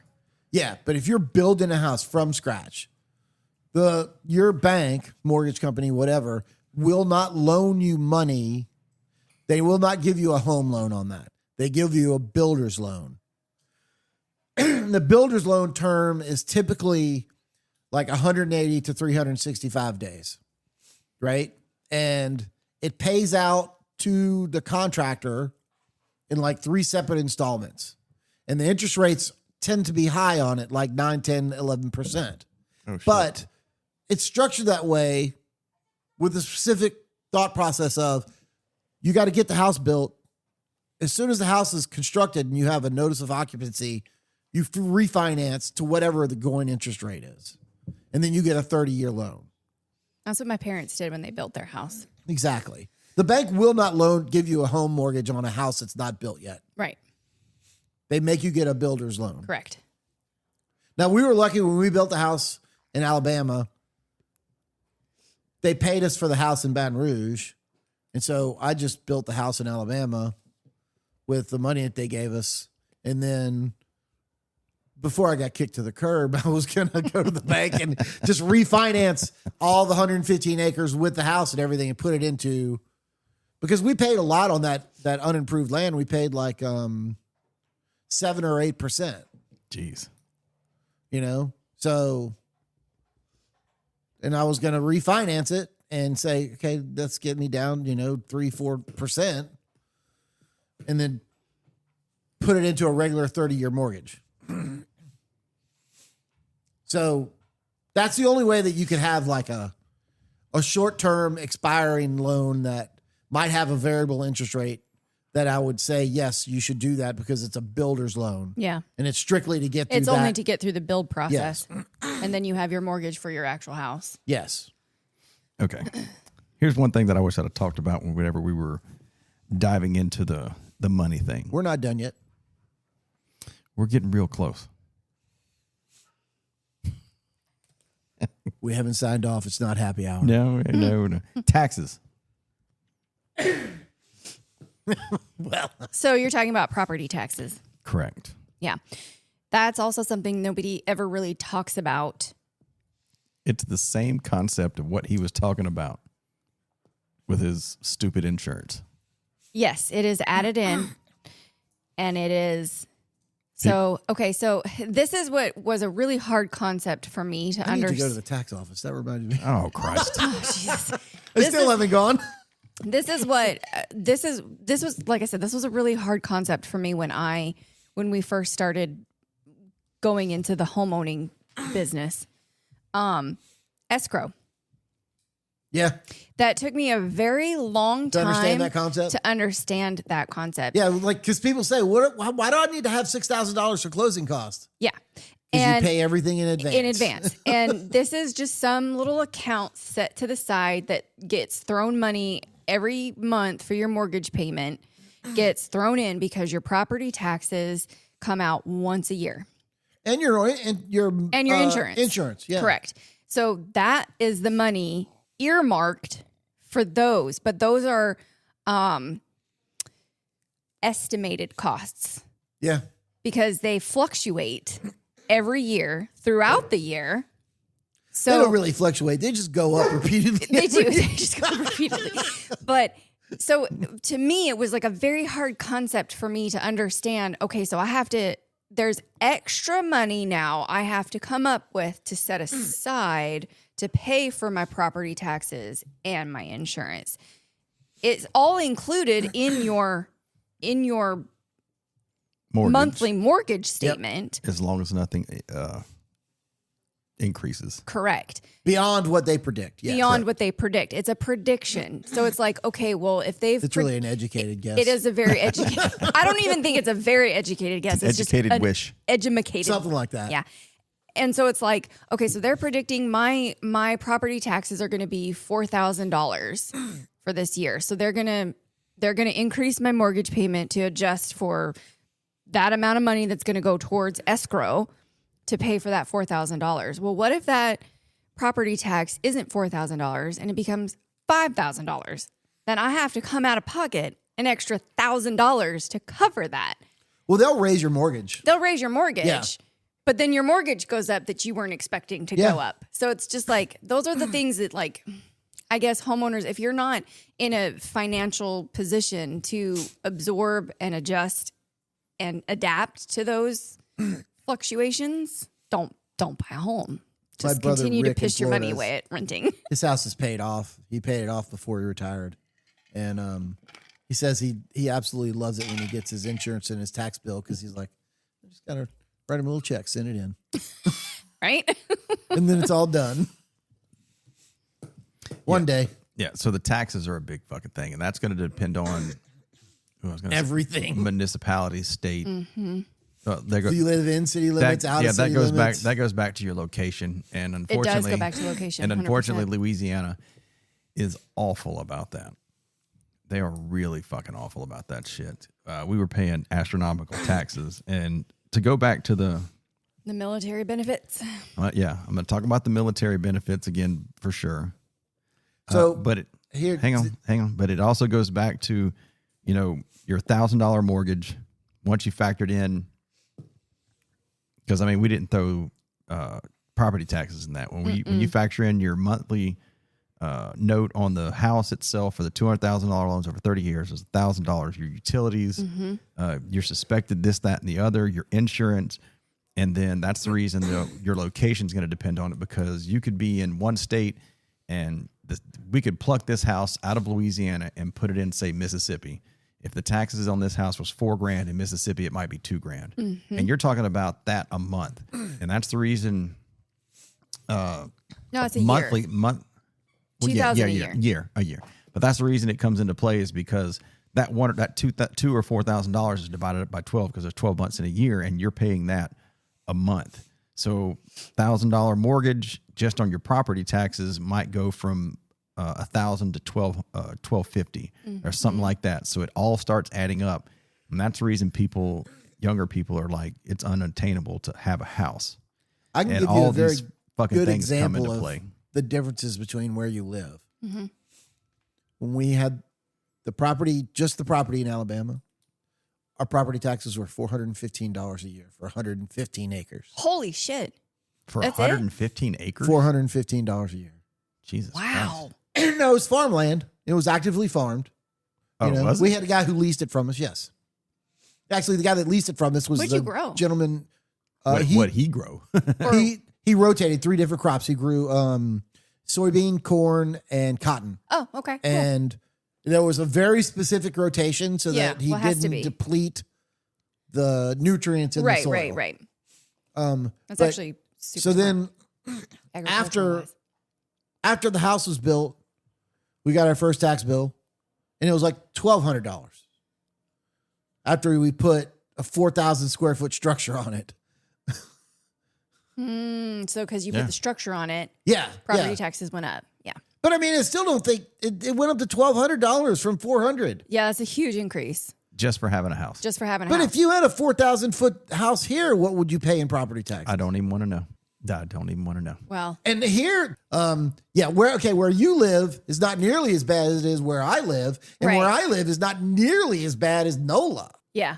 Oh, yeah. Oh, New Orleans is fucking out of control in all respects. Well, I think all big cities, just because space is basically limited. Oh, and then in that You big know? city too, it's like your garbage is going to cost more, your water is Yeah. going to cost more. Yeah. I mean, 'Cause there's just everything more of costs it. more. Because there's more of Your it. insurance costs more. There's more of it to have to get rid of and have to have to deal with. So yeah. and the more, I don't want to say industry, but the more things grow around where you're at.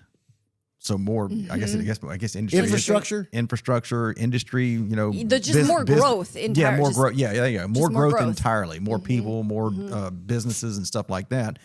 You know, obviously Chick-fil-A brings money. So when a Chick-fil-A shows up, and then Whataburger shows up, and then anything shows up, and then you know whoever. Yeah. You know, Amazon builds a fucking processing facility somewhere. Like, hey, that means more money's in the area. That means, well, there's more money in the area. More people. And you fucking need to pay more because, there's more. But it also means that your property value goes up as a result of all of those things. Correct. So it is a symbiotic relationship. It can also be a bad thing. If you live close enough to the things like, an Amazon distribution point, yes, I agree. But if you're now not, you only have fucking trucks coming out in and out like this. But I mean, if you live in a neighborhood, you know, if you buy into a decent neighborhood, things like that, while they inconvenience you because it brings in traffic and all that kind of stuff, they do raise your property values because they bring in jobs. Correct. And they tend to bring in good paying jobs. So all of that stuff, a rising tide lifts all boats.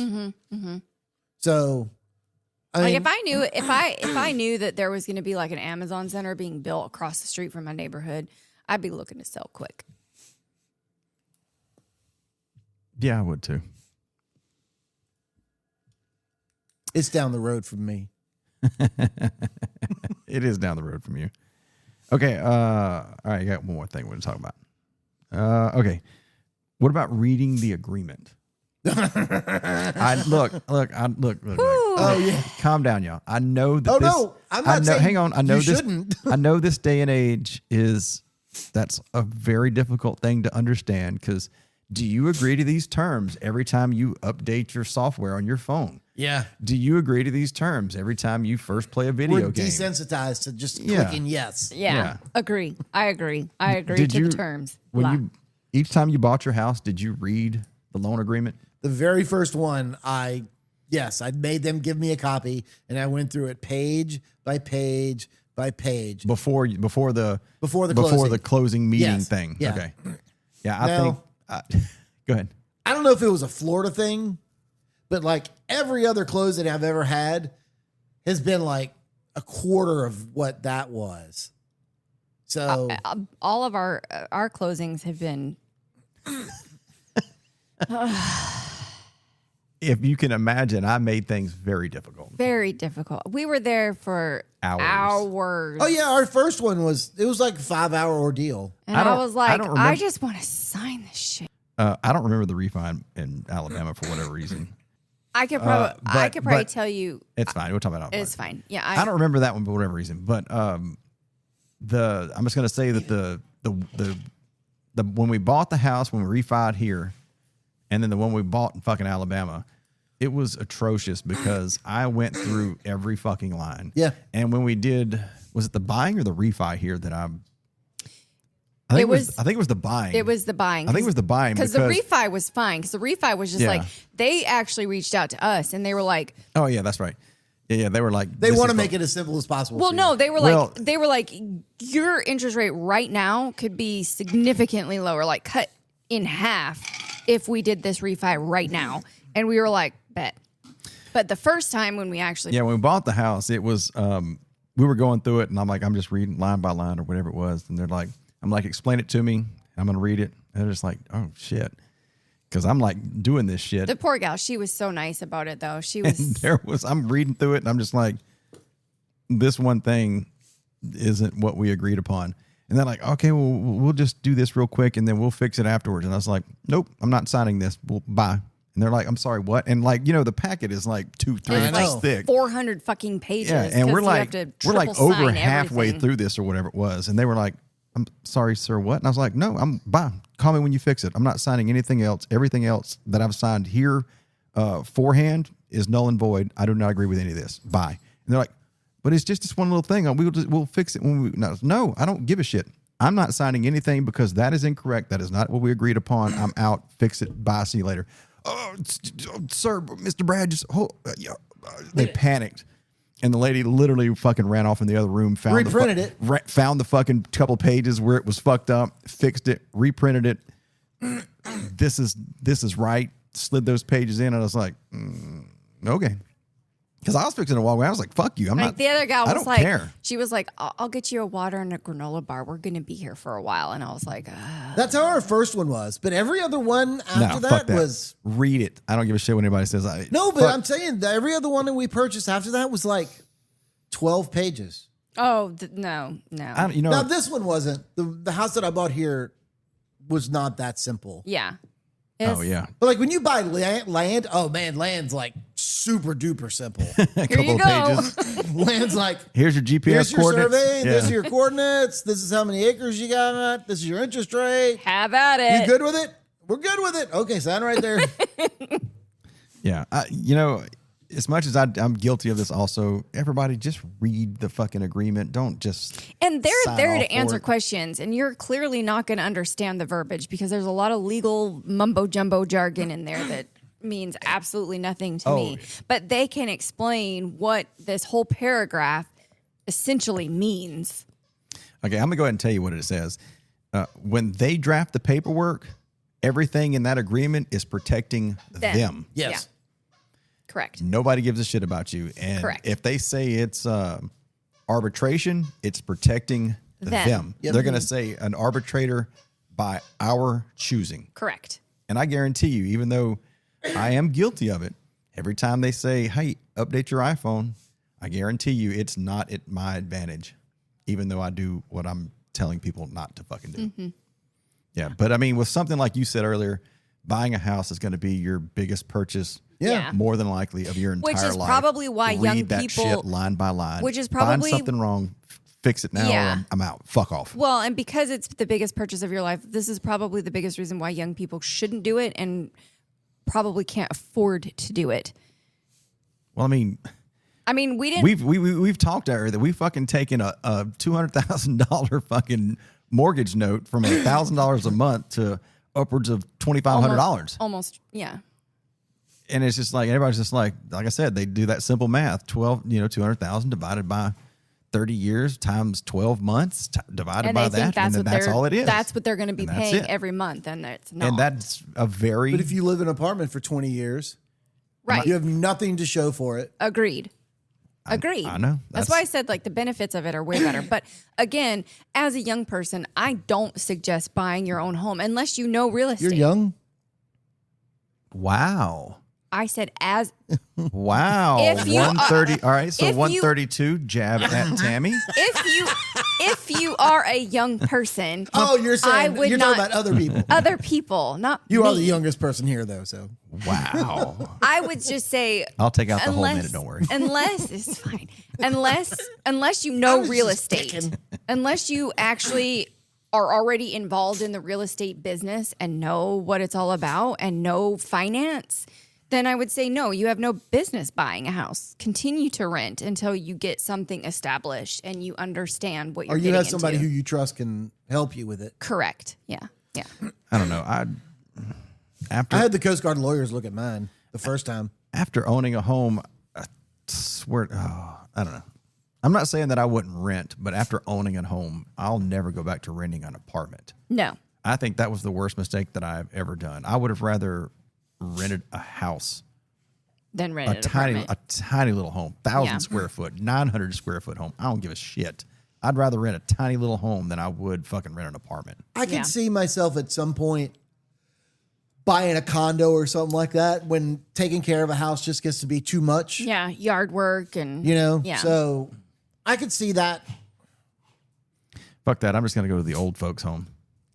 What's that fucking joint in fucking Florida where everybody's got the highest STDs for the old folks? The Villages. the villages. Tammy's dead. I'm super old. I roll around in a wheelchair most of the day. Screw it. I'm just selling Actually, the you know house what and I'm going going to down do? there. I'm going to Donaldsonville. There's a veterans retirement home. I'll go move in there with all those guys. A bunch of crotchety old fuckers talking about the good old days. The good Is old there a days. shooting range out back? Because I might fucking be there with Well, there you. is one in Donaldsonville. Yeah, there is one I might called be there Palo right Alto. behind you. Shit. All right. So what? All right. So does anybody have any feedback on within reason? Don't go off the fucking rails, guys. Too late. We love going off the rails. Is there anything that you wish you would have known before buying your first home, or any home afterwards, other than what we've talked about, besides the unexpected expenses, the taxes, the insurance, the shit? Is there anything else besides what we've talked about you wish you would have known beforehand? I personally think that we've already talked about all of the little things that I would have notched. Like I said, the taxes and shit like that. But is there anything else that y'all can think of that you wish you would have known? For me personally, I don't know. Our first experience buying a home wasn't that bad. And I felt like we went into it with a pretty good knowledge, not necessarily the actual logistics. Like I said, I was still super confused about what fucking escrow was.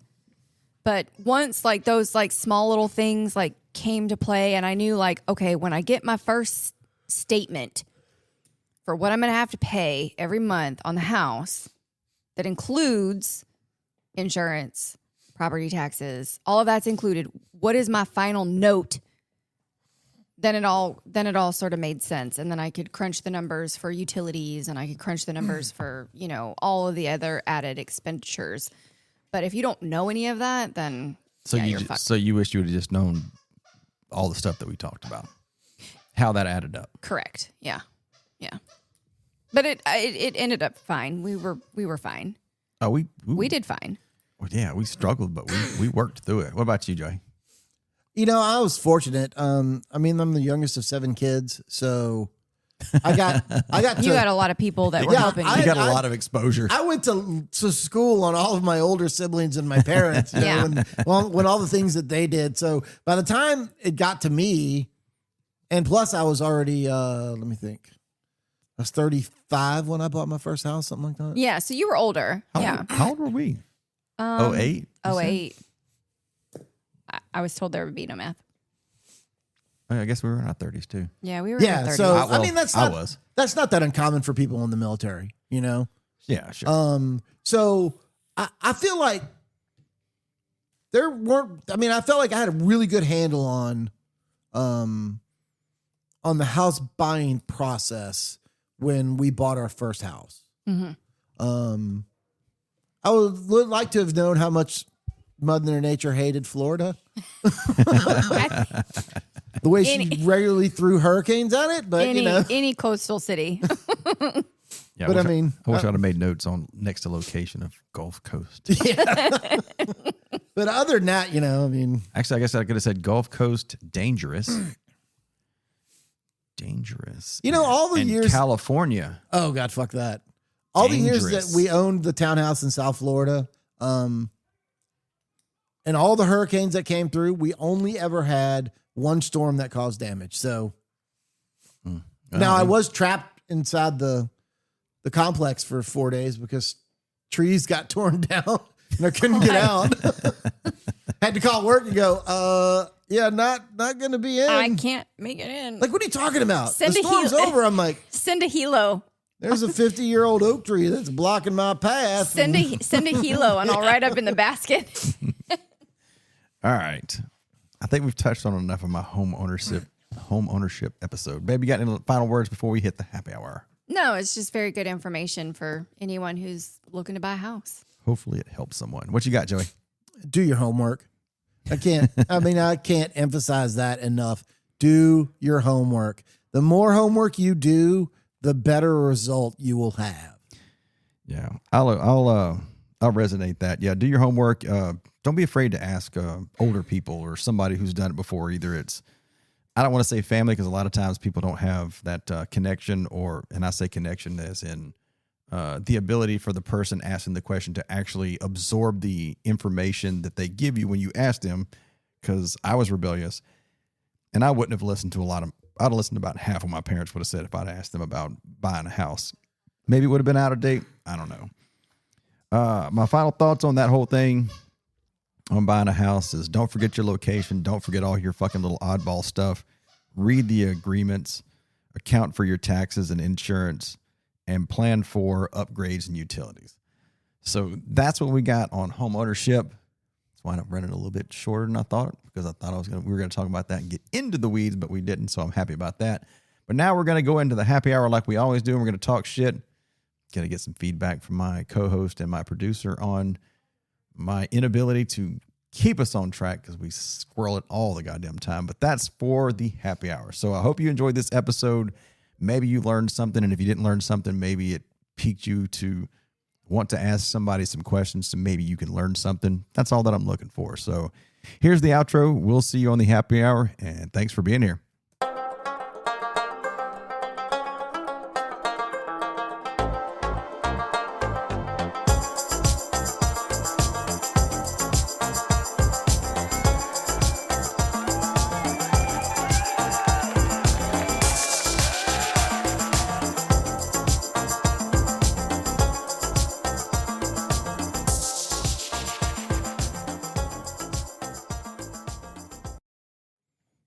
All right, guys, we're in the happy hour. What'd y'all think of the new intro music? Y'all are bobbing y'all's head. Fuck y'all, man. You know what I think is funny about it? Muted. I got flip your switch. What? Yeah, I can hear him. No. I can hear him. I can't hear him. Well, I don't know what to did you tell break your shit? Oh, there it is. I must hit a button. There we go. I can hear you now. I was laughing because so today I got a phone call from the school that I shoot with in Georgia. Yeah. And David was telling me, hey, Joey, I just tried to get in touch with Dave, the other Dave, and we only have 3 people signed up for the class that you're scheduled for. So can you come the week before? I was like, well, yeah, I think so. I said, let me look at my calendar. I looked at the calendar. It's work. It's fine. I said, yeah, I can change that. That's not a problem. And I had not thought about the fact that my hotel room was for that week, and I didn't know if they were going to give me a hard time. So I called him, and there was a dude I was talking to, and he sounded like that was the kind of music that he listened to when he was growing up. What's You liked that, though. Both you fuckers I thought it was funny. fuckers are Great. bobbing to that. I thought it was great. Yeah. Y'all don't come at me like that. I just thought it was funny, that it reminded me of that phone call from earlier today when I changed my hotel reservation. That wasn't racist. At all. Stereotypes exist for a reason. Yeah, I've seen plenty of Instagrams where they're just like, it's just an observation. All right. Yeah, we can make observation based on racism. Well, No, I'm just going through, I don't know. I'm going through a fucking garage band thing, and I was just like, and when I did try to, I think I made a mention about it before. I was trying to leave it. do a couple little cool things with the original intro music. And It doesn't sound anything like the original. No, that doesn't, because I fucked up the original one. You lost the recording? I fucked up the original save file because I was trying to figure out GarageBand. Then I was just like, well, I just want to save it. And then I hit thing, and I was like, oh no, I made choices that I didn't want to make and save it, but because it's my iPad, so I didn't have a save as option. There's only a place you could store things off site.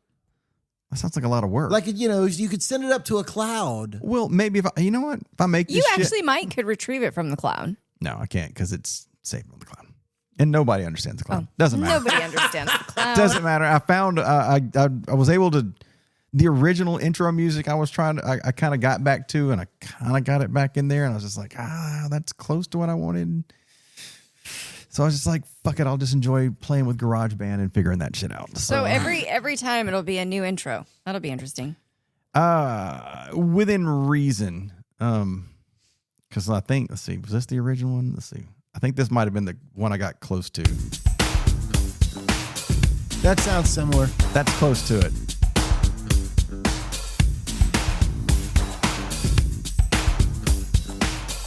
But I don't have the Yeah, and you got to be so careful. You can't grab somebody else's because, then you start getting cease and desist letters from attorneys. And oh, actually, this might have been the closest one. Was it? Yeah. That's it.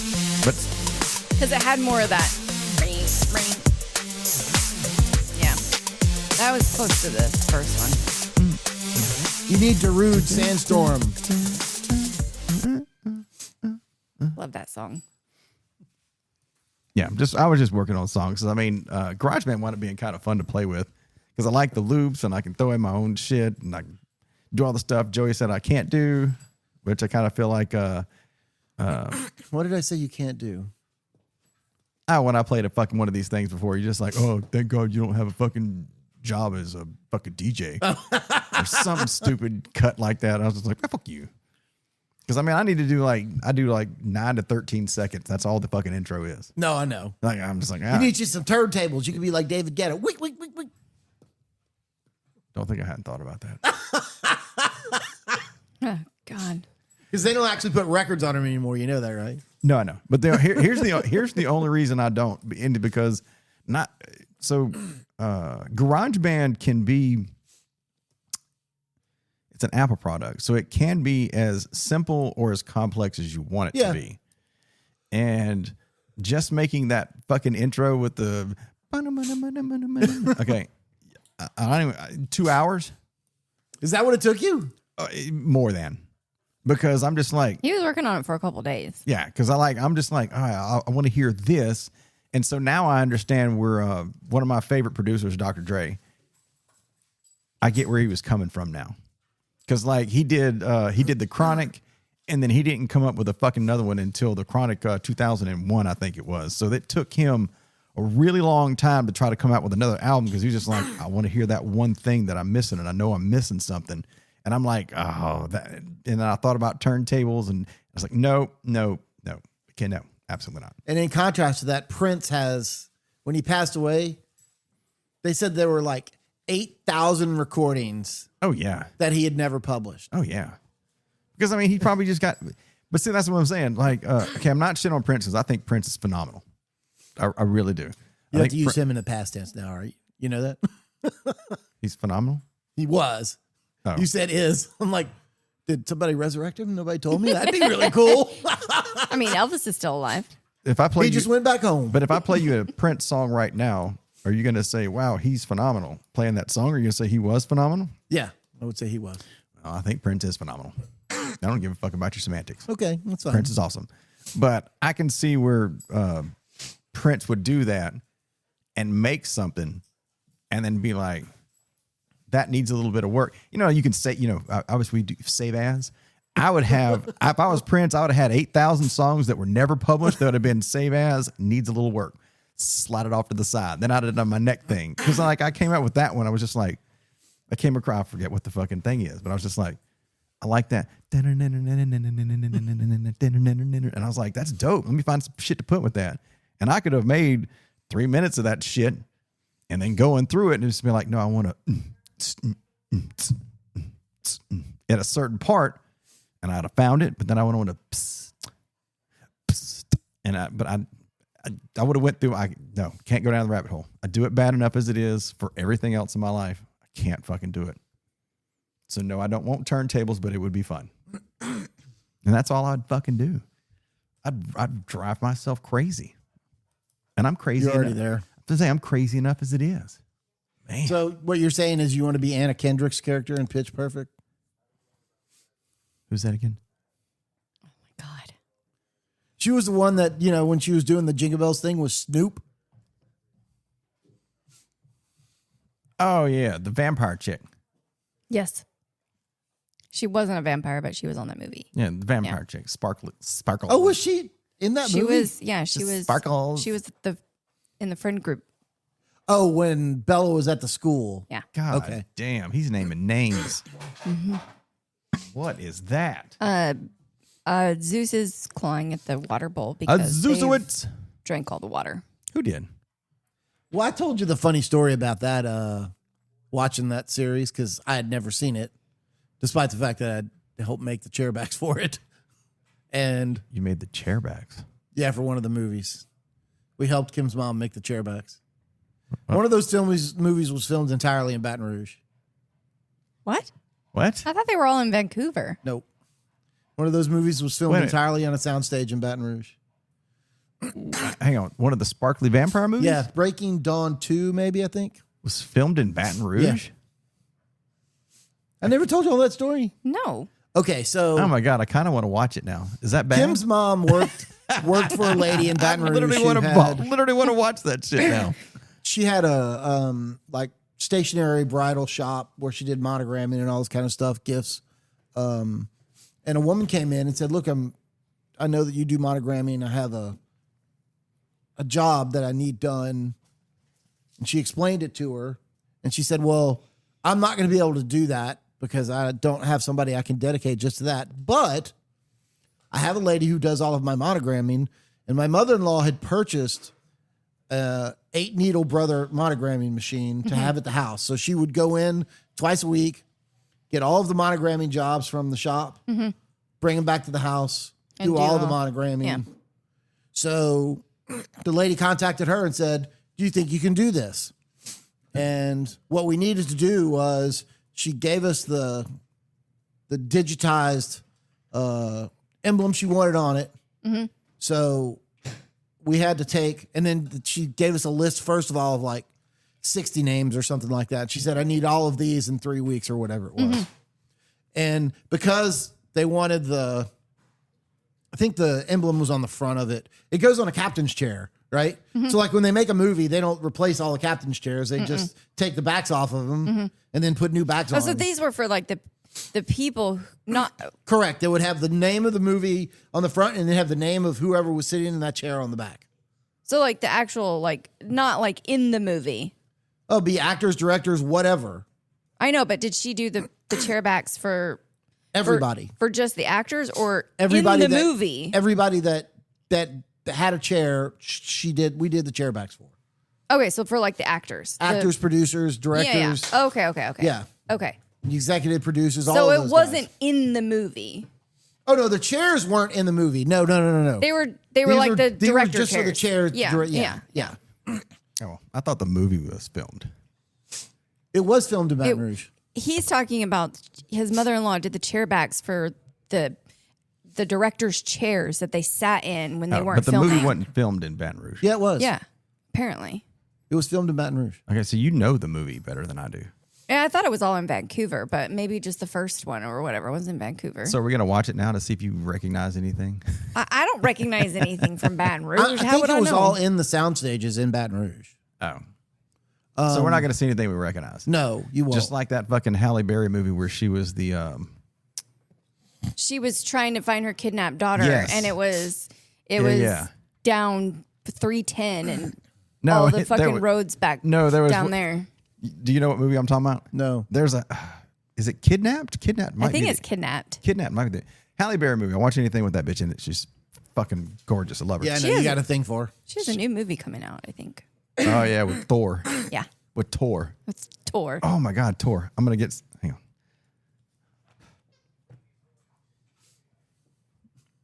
Okay, so sorry. I was trying to think if I want to write it down. I'm just going to tell you. So I saw this article, Tor is obviously a Big Bang reference. Yes. So Raj, I read an article yesterday where they asked him if they basically was like, hey, has money been a curse to you since your rise to fame on Big Bang Theory or whatever it was? He's like, actually, no. He's like, money's been a blessing.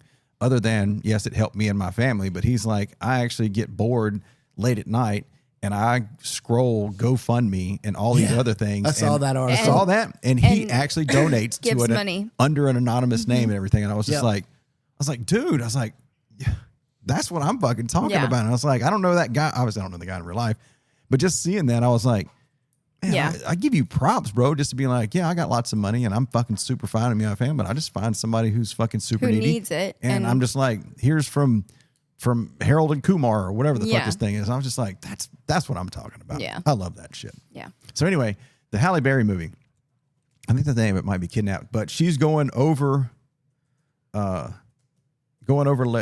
Pontchartrain, going west to east. On the causeway? On the causeway, so going towards Alabama, Mississippi kind of thing. And you see her pull off right there at Irish Bayou and stops. And then it shows her jump back on, but she's on the other bridge. Yeah. And I was like, look, bitch. That's not the same. Yeah, I was like, bridge. look, bitch, I love you and all, but I know goddamn good and well that is not the same fucking road. You should contact somebody and be like, that's not real. Even though I know you can go over there, but it wasn't. It was like that. It was right there. It's just funny. So I'm rewatching Miami Vice because it's hell yeah. It has a really fond memory And it holds up. in my ute. It holds up pretty good, right? The thing that I find terribly amusing about it is these are Miami-Dade cops. They show them driving over all these drawbridges and shit. Aren't There even are there. almost no drawbridges in Dade County. They're all in Broward County and Fort Lauderdale. And I'm like, that's not where he's at. Yeah. You didn't make a comment. Miami Vice kind of holds up. Oh, no, I think. Have you? How many seasons are you in now since you're rewatching? I'm at the end of one. I'm kind of pacing myself. Oh, okay. Dude, there are a fuck ton of now popular actors who went through that fucking show. Oh, there's a website for them. Is it? Yeah, there's a website that shows you. Everybody was through Miami Vice. It is ridiculous. Everybody. I know. Like, Well, you got to remember, think about the time. I mean, it was the hot show. And so everybody was like, yeah, I want to be on that show. oh yeah, but just to see how many like still people who are doing movies, it's just know. like they're all in that. Like, holy crap. Bruce Willis was in it a few times. Oh yeah, a bunch. Al Bundy. Oh my God. Glenn Fry was in it a bunch, and he did a bunch of music for it. I actually know who Glenn Fry is. He's a musician mostly. Oh, that's why I don't know. But yeah, I mean, it's funny. You'll be watching like, I know that dude. That's Jimmy Smits. I'll be watching it, looking it up, like, what episode is this? Yeah. I'm like, oh, that's where that guy's from. Yeah. Oh, yeah. I liked him in that movie. That was a great movie. But, well, the only show that I can remember watching that I really thought was true to the locations was True Detective. Because they went to some places in Louisiana that I've been to, and I'm like, Wasn't there more than one season of that? Yeah, there's like 3 or 4. yeah, but only the first season matters. That's the one with Yep.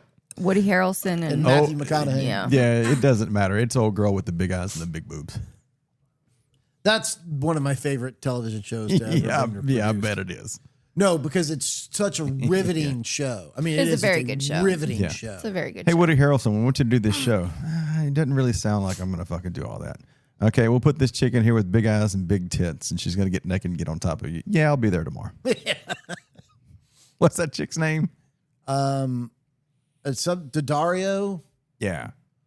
Something Dario. Yeah, her last name is Daddario. I can't remember. Rosario? No, that's I was thinking that same thing. That's Rosario Dawson. Oh. She's banging too. Alexandra Daddario. Yeah.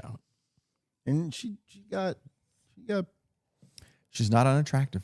pretty smoking hot body. She was in Baywatch.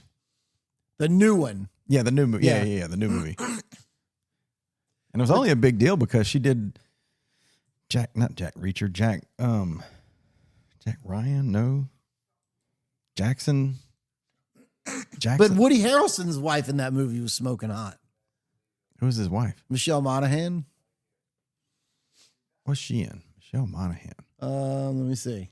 She was in The Family Plan, The Family Plan 2, Mission Impossible 3, True Detective, Pixels, She was- Eagle Eye. Tammy knows. She was maid of honor with Patrick Dempsey.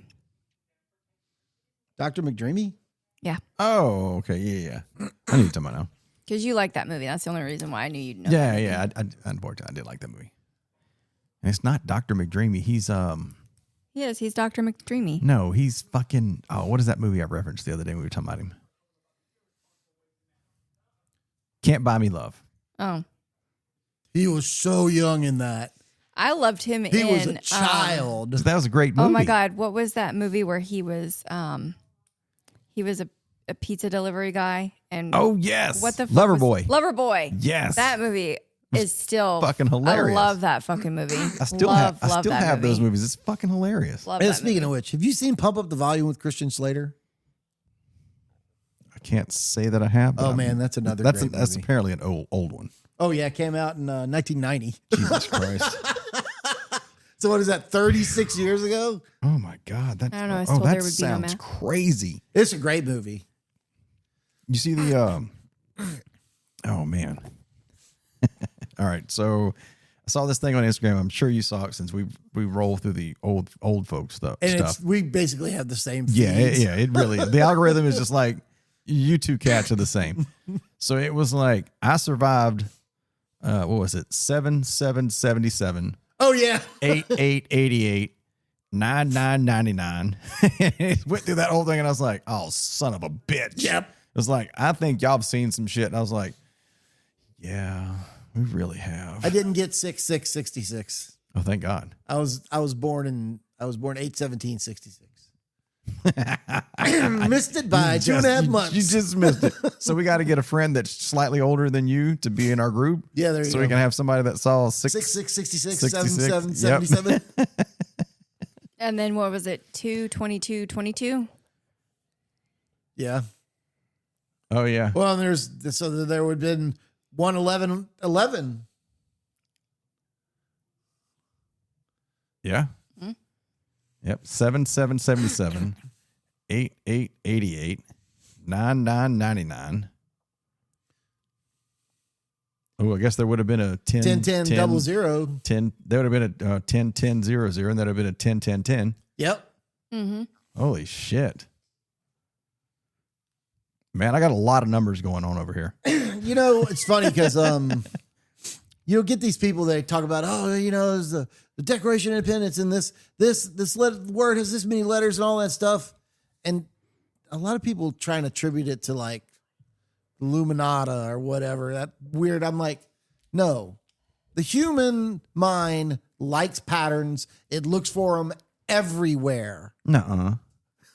So Nuh-uh. So when people talk about stuff like that, it's just like, yeah, because that's our brains are hardwired to look for stuff like that. Yeah. Man, yeah, that really is a lot. 7/7/77, 8/8/88, 9/9/99, 10/10/00, 10/10/10, 2/22/22.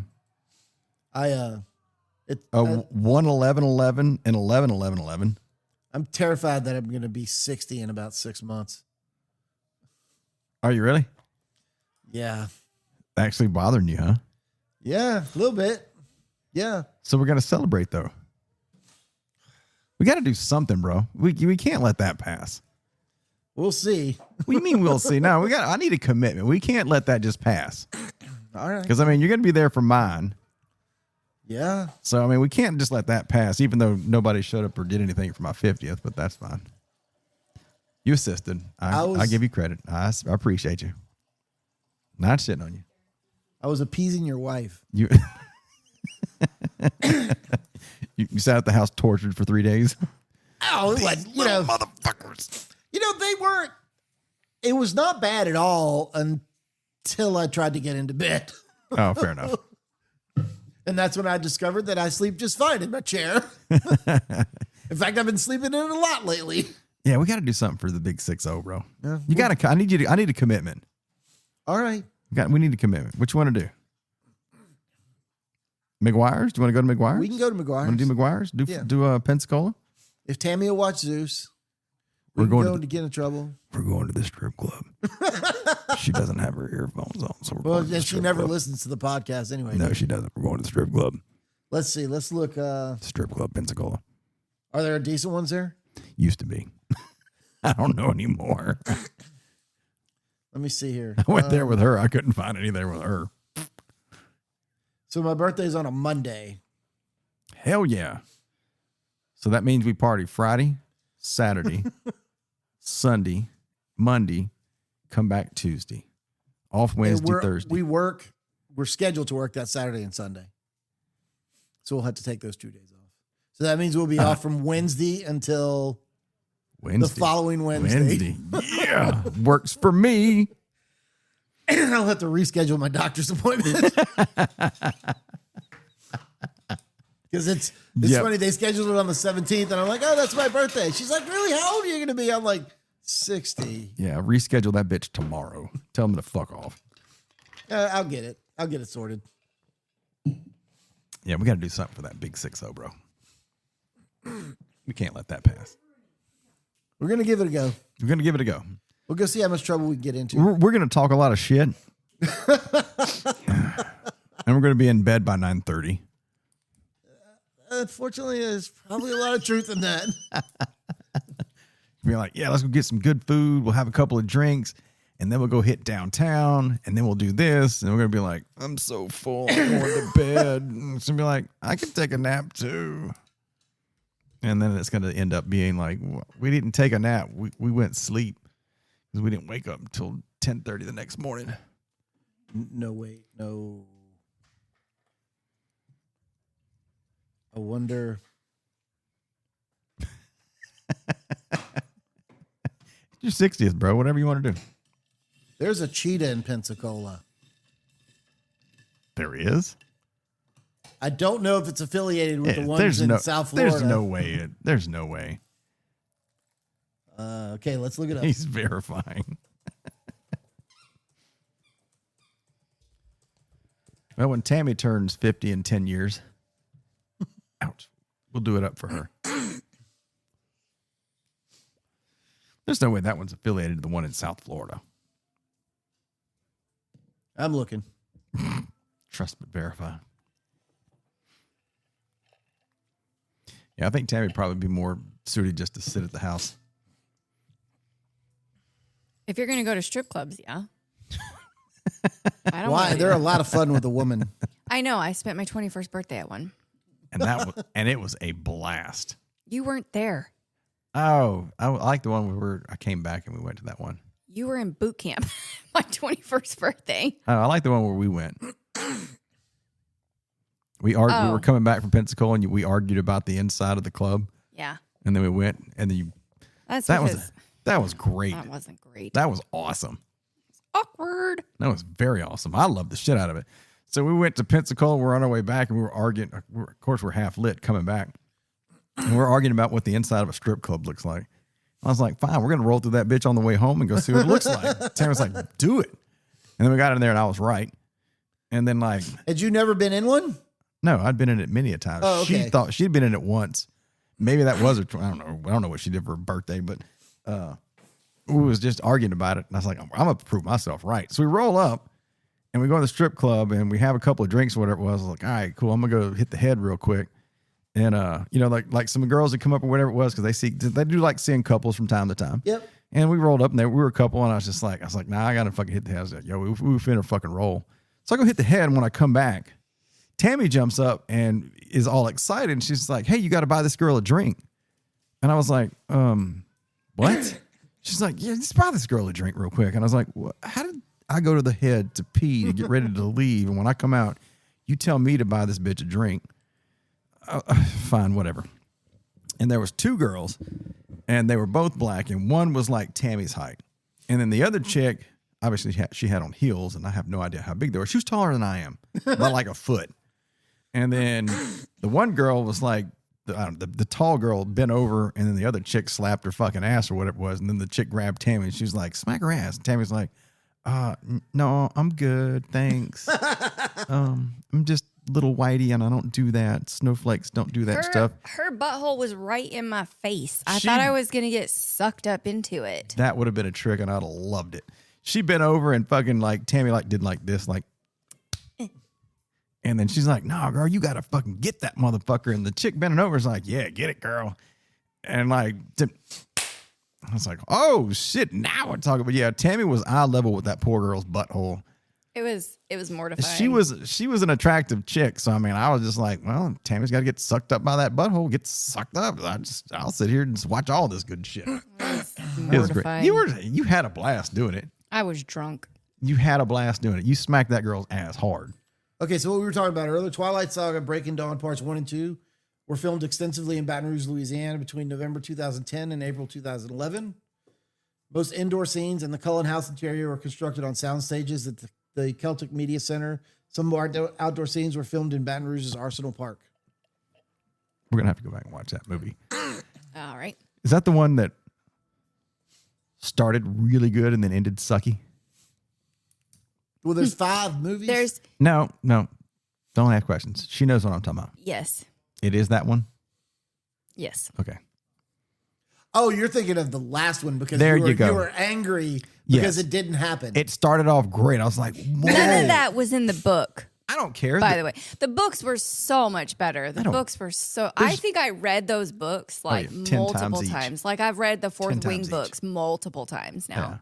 Yeah, no, that last movie I thought was fucking great till it got to the end. I was like, Yeah, right into the last 7 minutes of the movie. are you fucking? Because I mean, like, there was death. I mean, vampires getting killed by fucking werewolves killing vampires. The earth split open. Shit's fucking going down. Strategery. That's what's gonna happen if you fuck with us. Are you what?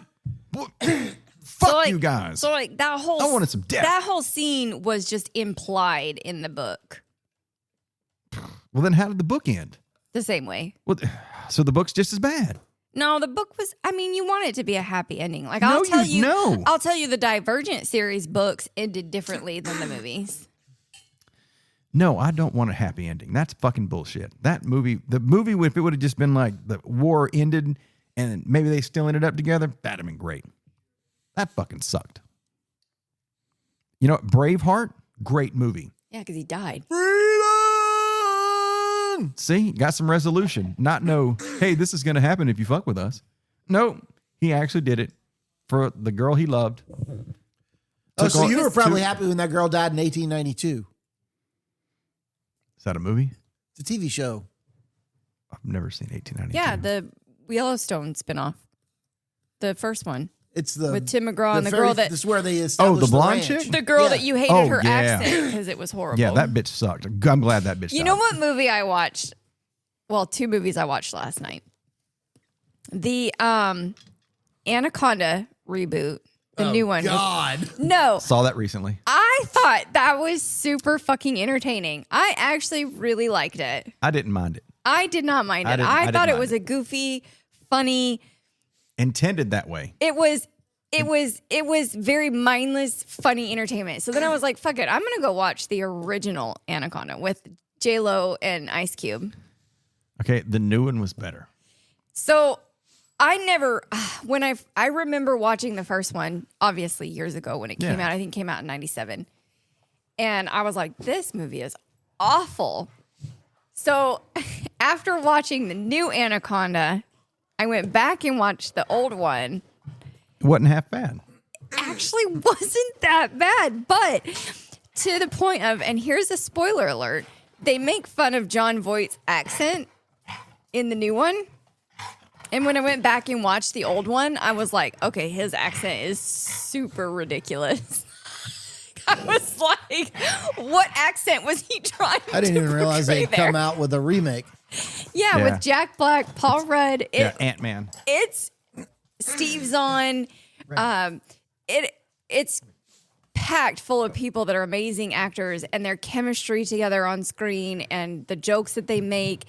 It was very, very entertaining. It was very entertaining. I was actually pleasantly surprised. Yeah, I didn't mind it. I thought it was.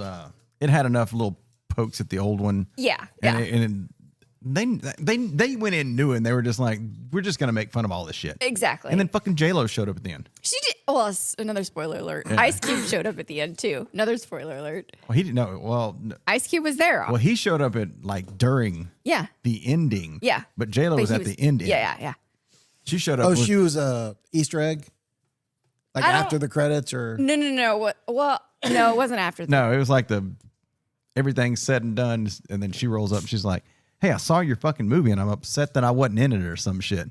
And I forget anyway, she was like, It wasn't. we're actually No, it was not an after the credit thing. No, it was because anyway, I don't want to give it away, but I guess I can unless you're. Not gonna this matter. It's a spoiler alert. Spoiler alert. If you haven't seen it, don't listen any further. But apparently, it was Paul Rudd said that he had the rights to Anaconda, so they were able to do a reboot legally. I wonder how he got the rights to Anaconda. Well, he had a story to it. Whatever. Ended up being he didn't have the rights. They did the movie illegally. They showed it. Everybody loved it. But then they were like, you got to pull it. It's, you didn't have the rights to it. And then J-Lo showed up at Jack Black's house and was like, I saw your that's reboot. what it was. Yeah. And he was like, like he thought he was going to get in trouble. And she was like, I loved it. I absolutely loved it. And we are actually doing a reboot and I want you to produce it. Oh, okay. So it was like, Yeah. it was pretty cool. Like I thought it was super entertaining. I liked it. You know what would be funny is if they actually remade it, like If they Anaconda, actually did. like Anaconda 3, and they were just like, yeah, we're gonna remake it after the spoof Yeah. and then remake it and remake With it. the actual Yeah. people. Yeah. I think that would be cool. But Well, I mean- anyway, I found it super entertaining. I'll probably watch it again. No, 'cause I thought it was a great movie. I thought it was good. I ain't gonna say great movie. I thought it was very entertaining. I didn't, Yeah. because my philosophy is I didn't hate it. Yeah. I thought it was good. And I mean the characters It killed time. they had really good chemistry together. I mean, I'm sorry, but I'm a huge fan of Paul Rudd. I love everything that he's done. He's hysterical in every single movie that he's in. And him and Jack Black's interactions were amazing. Like, especially when they thought Jack Black Need the was dead. chopsticks. I mean, I'm not a Jack Black fan, but Jack Black was great in that, I thought. I like him in some things. When he's not over the top. he's always over the top. Just like Joey, you probably like the fucking band, his band, don't you? I didn't know he had a band. He's in a band. Yeah, he's in a band. I Yeah, can't they're remember awful. what it. Yeah, I'm not a fan of Jack Black. He's too much. He's done some things that I thought were entertaining. I love him in what's the movie we just watched again recently? Jungle, the game. Jumanji. He's hysterical in Jumanji. Oh yeah. That was a remake too, wasn't it? It was Yeah. a remake. I don't know. The Robin Williams Williams just, is great, but the new ones. Have you seen the new ones? Yeah, with the Rock The in Rock. it. Yeah, I thought they were hysterical. I don't know. Just Wait, what? Robin Williams. Then what? I thought they were. Then what Jack Black movies They were do you like? entertaining. I thought School of Rock was funny. Tropic Thunder. Tropic Thunder was a funny movie. I like Tropic Thunder. I didn't like Tropic Thunder. I'm And the that's dude, all I got to play say. the dude, And that's all I pretend got be to another say dude. about But that. it's been a long time since I've seen it, so I may have to revisit it because I only saw it once, and I was like, "This movie's weird." But that was a long time, like right when it first came out. All right, so that's your two movies that you mentioned. You got a third one? He's been in a lot of shit. I just Yes, don't. He's not. The House with Clock Walls. he's been in a lot of like children type movies that are like fantasy type stuff for kids. Nacho Libre. I didn't like that Oh, movie. God. I haven't seen it. You're not missing anything. What is that? Remy, she got pissed. Bentley was probably being a dick. Minecraft movie. Never seen it. Oh, I thought that was actually pretty entertaining. It was funny It wasn't that bad. with You watched that? Jason did. Momoa yeah, yeah. because he was a douche in the movie. He's a douche in most of his movies. No, he's not. You didn't like him in the Kung Fu Pandas as the voice of Jason Momoa? Yeah. When's he not a dick? He was an ass in Game of Thrones. To a degree. And Fast and Furious movies. He was an ass. He's, well, Stargate Atlantis. He wasn't a douche in Atlantis. Jason Momoa was in that? Yeah. He was not nearly as big as he is now. How old is that? he's also in Moana. The anime, not anime. it's His not- character was pretty funny in that. Hadn't seen that It's a either. Disney. Yeah, I hadn't seen that either. He's in, he's in the new one with, 2004 to 2009. Damn. he's in the new one with, Yeah, when you why am I see it, thinking you're of like, his name? that's not Jason Momoa. Yeah. That dude's tiny and Yeah, he has dreads, and you're like, no. Yeah, I was going to no. say that's He's in the new movie on Amazon with David Bautista and their brothers avenging their dad's murder. he was kind of a dick in that one. I didn't see it. I haven't watched Oh, it I yet. see. Well, I mean, he's kind of a dick. It's a whole, I make full circle, come back around. Yeah, it's a good. I thought it was okay. Did you watch Rip Rip. with the Affleck and Matt Damon? I haven't seen anything with an Affleck. The new one on Netflix. I haven't seen anything with an Affleck. It actually. There, that's him in Atlantis. See how small he is? Oh God, Whoa. that movie Rip wasn't that bad. It was surprisingly. It ended like what I would not have expected it to end. Is that a Matt Damon and Affleck movie? And it's got Matt Damon. it's got Glenn. It's got Glenn from Walking Dead. If it's got an Affleck in it, there's not a whole lot of people you can put in there that I care. Well, that's what I'm saying. But I know that you I'll don't check like. it. You I'll don't, check it out. It's fun. It's actually a pretty decent fucking movie. And then the other one that I watched recently, shit, I just had it and I lost it. So That's why you had a notepad.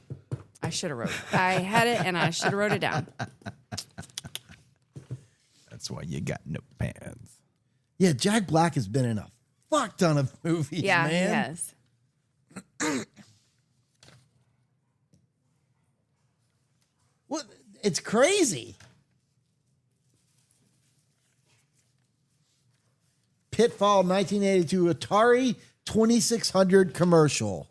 Oh my God.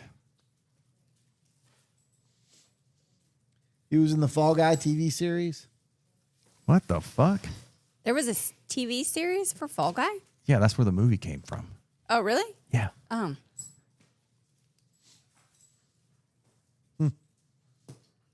thank God that you chose that to chew up. I can't wait to see Devil Made Prada. What was it? Devil. Oh, Devil Wears Prada? Yeah, too. Oh, I love that I love movie. that movie. I can't wait to see the second one. I actually might go to the theater to watch that. I'm not sure I'll ever set foot in a theater ever again. I just want to see it. It just looks so good. You and I might have been together the last time I was in a movie theater. Yeah, it was Dungeons and Dragons. That's what it was, yeah. And that movie was worthy of being seen in the movie theater because it was, it was big screen. Oh, for us. Yeah, for me, I was fine watching it at home. It was still a good movie. I wouldn't have. Chris spent- Pine was very entertaining in He it. was very entertaining. I felt bad for the people that were in the theater. Well, if they didn't know what they were getting in for, then, They've, yeah. Well, should there be a disclaimer that Joey may enter the theater at some point in time, so you may get laughed out? It's a comedy. You're supposed to laugh. Agreed. That was fucking hilarious. Another good, Big boisterous laugh. another good show you need to check out is His and Hers on Netflix. I think I've seen enough on the side. I thought it was phenomenal. I think I paid attention a little bit. It was okay. I thought it was great. It was very, very. It was, like sometimes you wanna do Netflix shows are You like. want to do an episode hit or on miss. reviews of shows? Because that's actually on my list of things. Oh yeah, we can do that. Okay, hold up. Let me get to my list real quick so I can read. I got one or two I could chime in on. Well, all right. Well, then let's see. Hold up. Let me get back to my list and we'll talk about what we're. There we go. Are we going to break it down by category, like comedy, drama, anime? Hang on. Oh my can. God. Oh, that look. I don't watch that much TV. So I have movie/TV shows watching lately. Shows rewatched and realized how bad they were back in the day. Shows that have held up. And then we can do shows that held up. And the shows rewatched and realized how bad they were was when we tried to rewatch Star Trek Next Generation. Yeah. It was like, wow, Whoa. this is sexist and misogynistic. So bad. And So back when there were Usenet groups, do you remember those? Usenet, it doesn't matter. Okay. There was a Usenet group named Wesley Crusher must die. What the fuck? What the fuck? And I thought he was the most annoying character on television. He got one-upped. Bye. The Wesley- kid on the strain. Oh, that's that show you're watching. Oh, I haven't seen that show. Yeah, the kid on the strain. Okay, spoiler alert. He ends up dying in the end, and everybody was really happy about it. So it's a Joffrey. Yeah, kind of that way. There Yeah, we yeah. go. Okay. I'm okay with that. All right, we'll do. All right, well, let's do that. The Strain actually was a pretty interesting show because it's about quote unquote vampires, but it does not approach it in like the religious sense, like, oh, crucifixes and all that stuff. It's a bioweapon. Oh, okay. All right, so yeah, all right, yeah, let's do. We'll do movie and TV shows next episode. Okay. I'm not gonna have a whole lot of input. Why? Because he doesn't watch TV. Yeah. Yeah, no, he plays video games. Yeah. Oh, I can talk about Avengers. I mean, we could talk about that too because it's one of the movies you like. Which one? All of them. You can talk about The Boys. Yeah, I did finish that last season. Ted Lasso and Shrinking and Yellowstone and We'll talk about Justified. Raylan Givens, coolest guy on TV. Nope, never heard of him. Yeah, I know. and You should watch it. You'd probably enjoy it. Landman I and wouldn't. the ones that you do watch. Okay. The Well, let's wrap this up. Mandalorian. Oh yeah, they're coming out with a movie with the Mandalorian. Are they really? Yeah, Yeah. Mandalorian and Grogu. Is he going to grow some? Nope, he's still little. He's still He's itty still bitty. baby Grogu, He's still baby Grogu, baby Yoda. but he's a Mando now. Not technically. I think he's too small. He's an apprentice. I guess he is. When does one you- become a Mando? Are you getting hungry? Yeah, Feed me. I'm ready for some dinner. I have so many TV shows in storage access that I want to watch. I haven't gotten around to yet. Knock it off. Both of you. All right. You got any outro words, babe? Boom. Oh, there she goes. Joe, you got any outro words? Food. There we go. All right, guys. Short happy hour. We're going to go get something to eat. I guess our next episode is going to be on TV shows and movies that we've currently rewatched.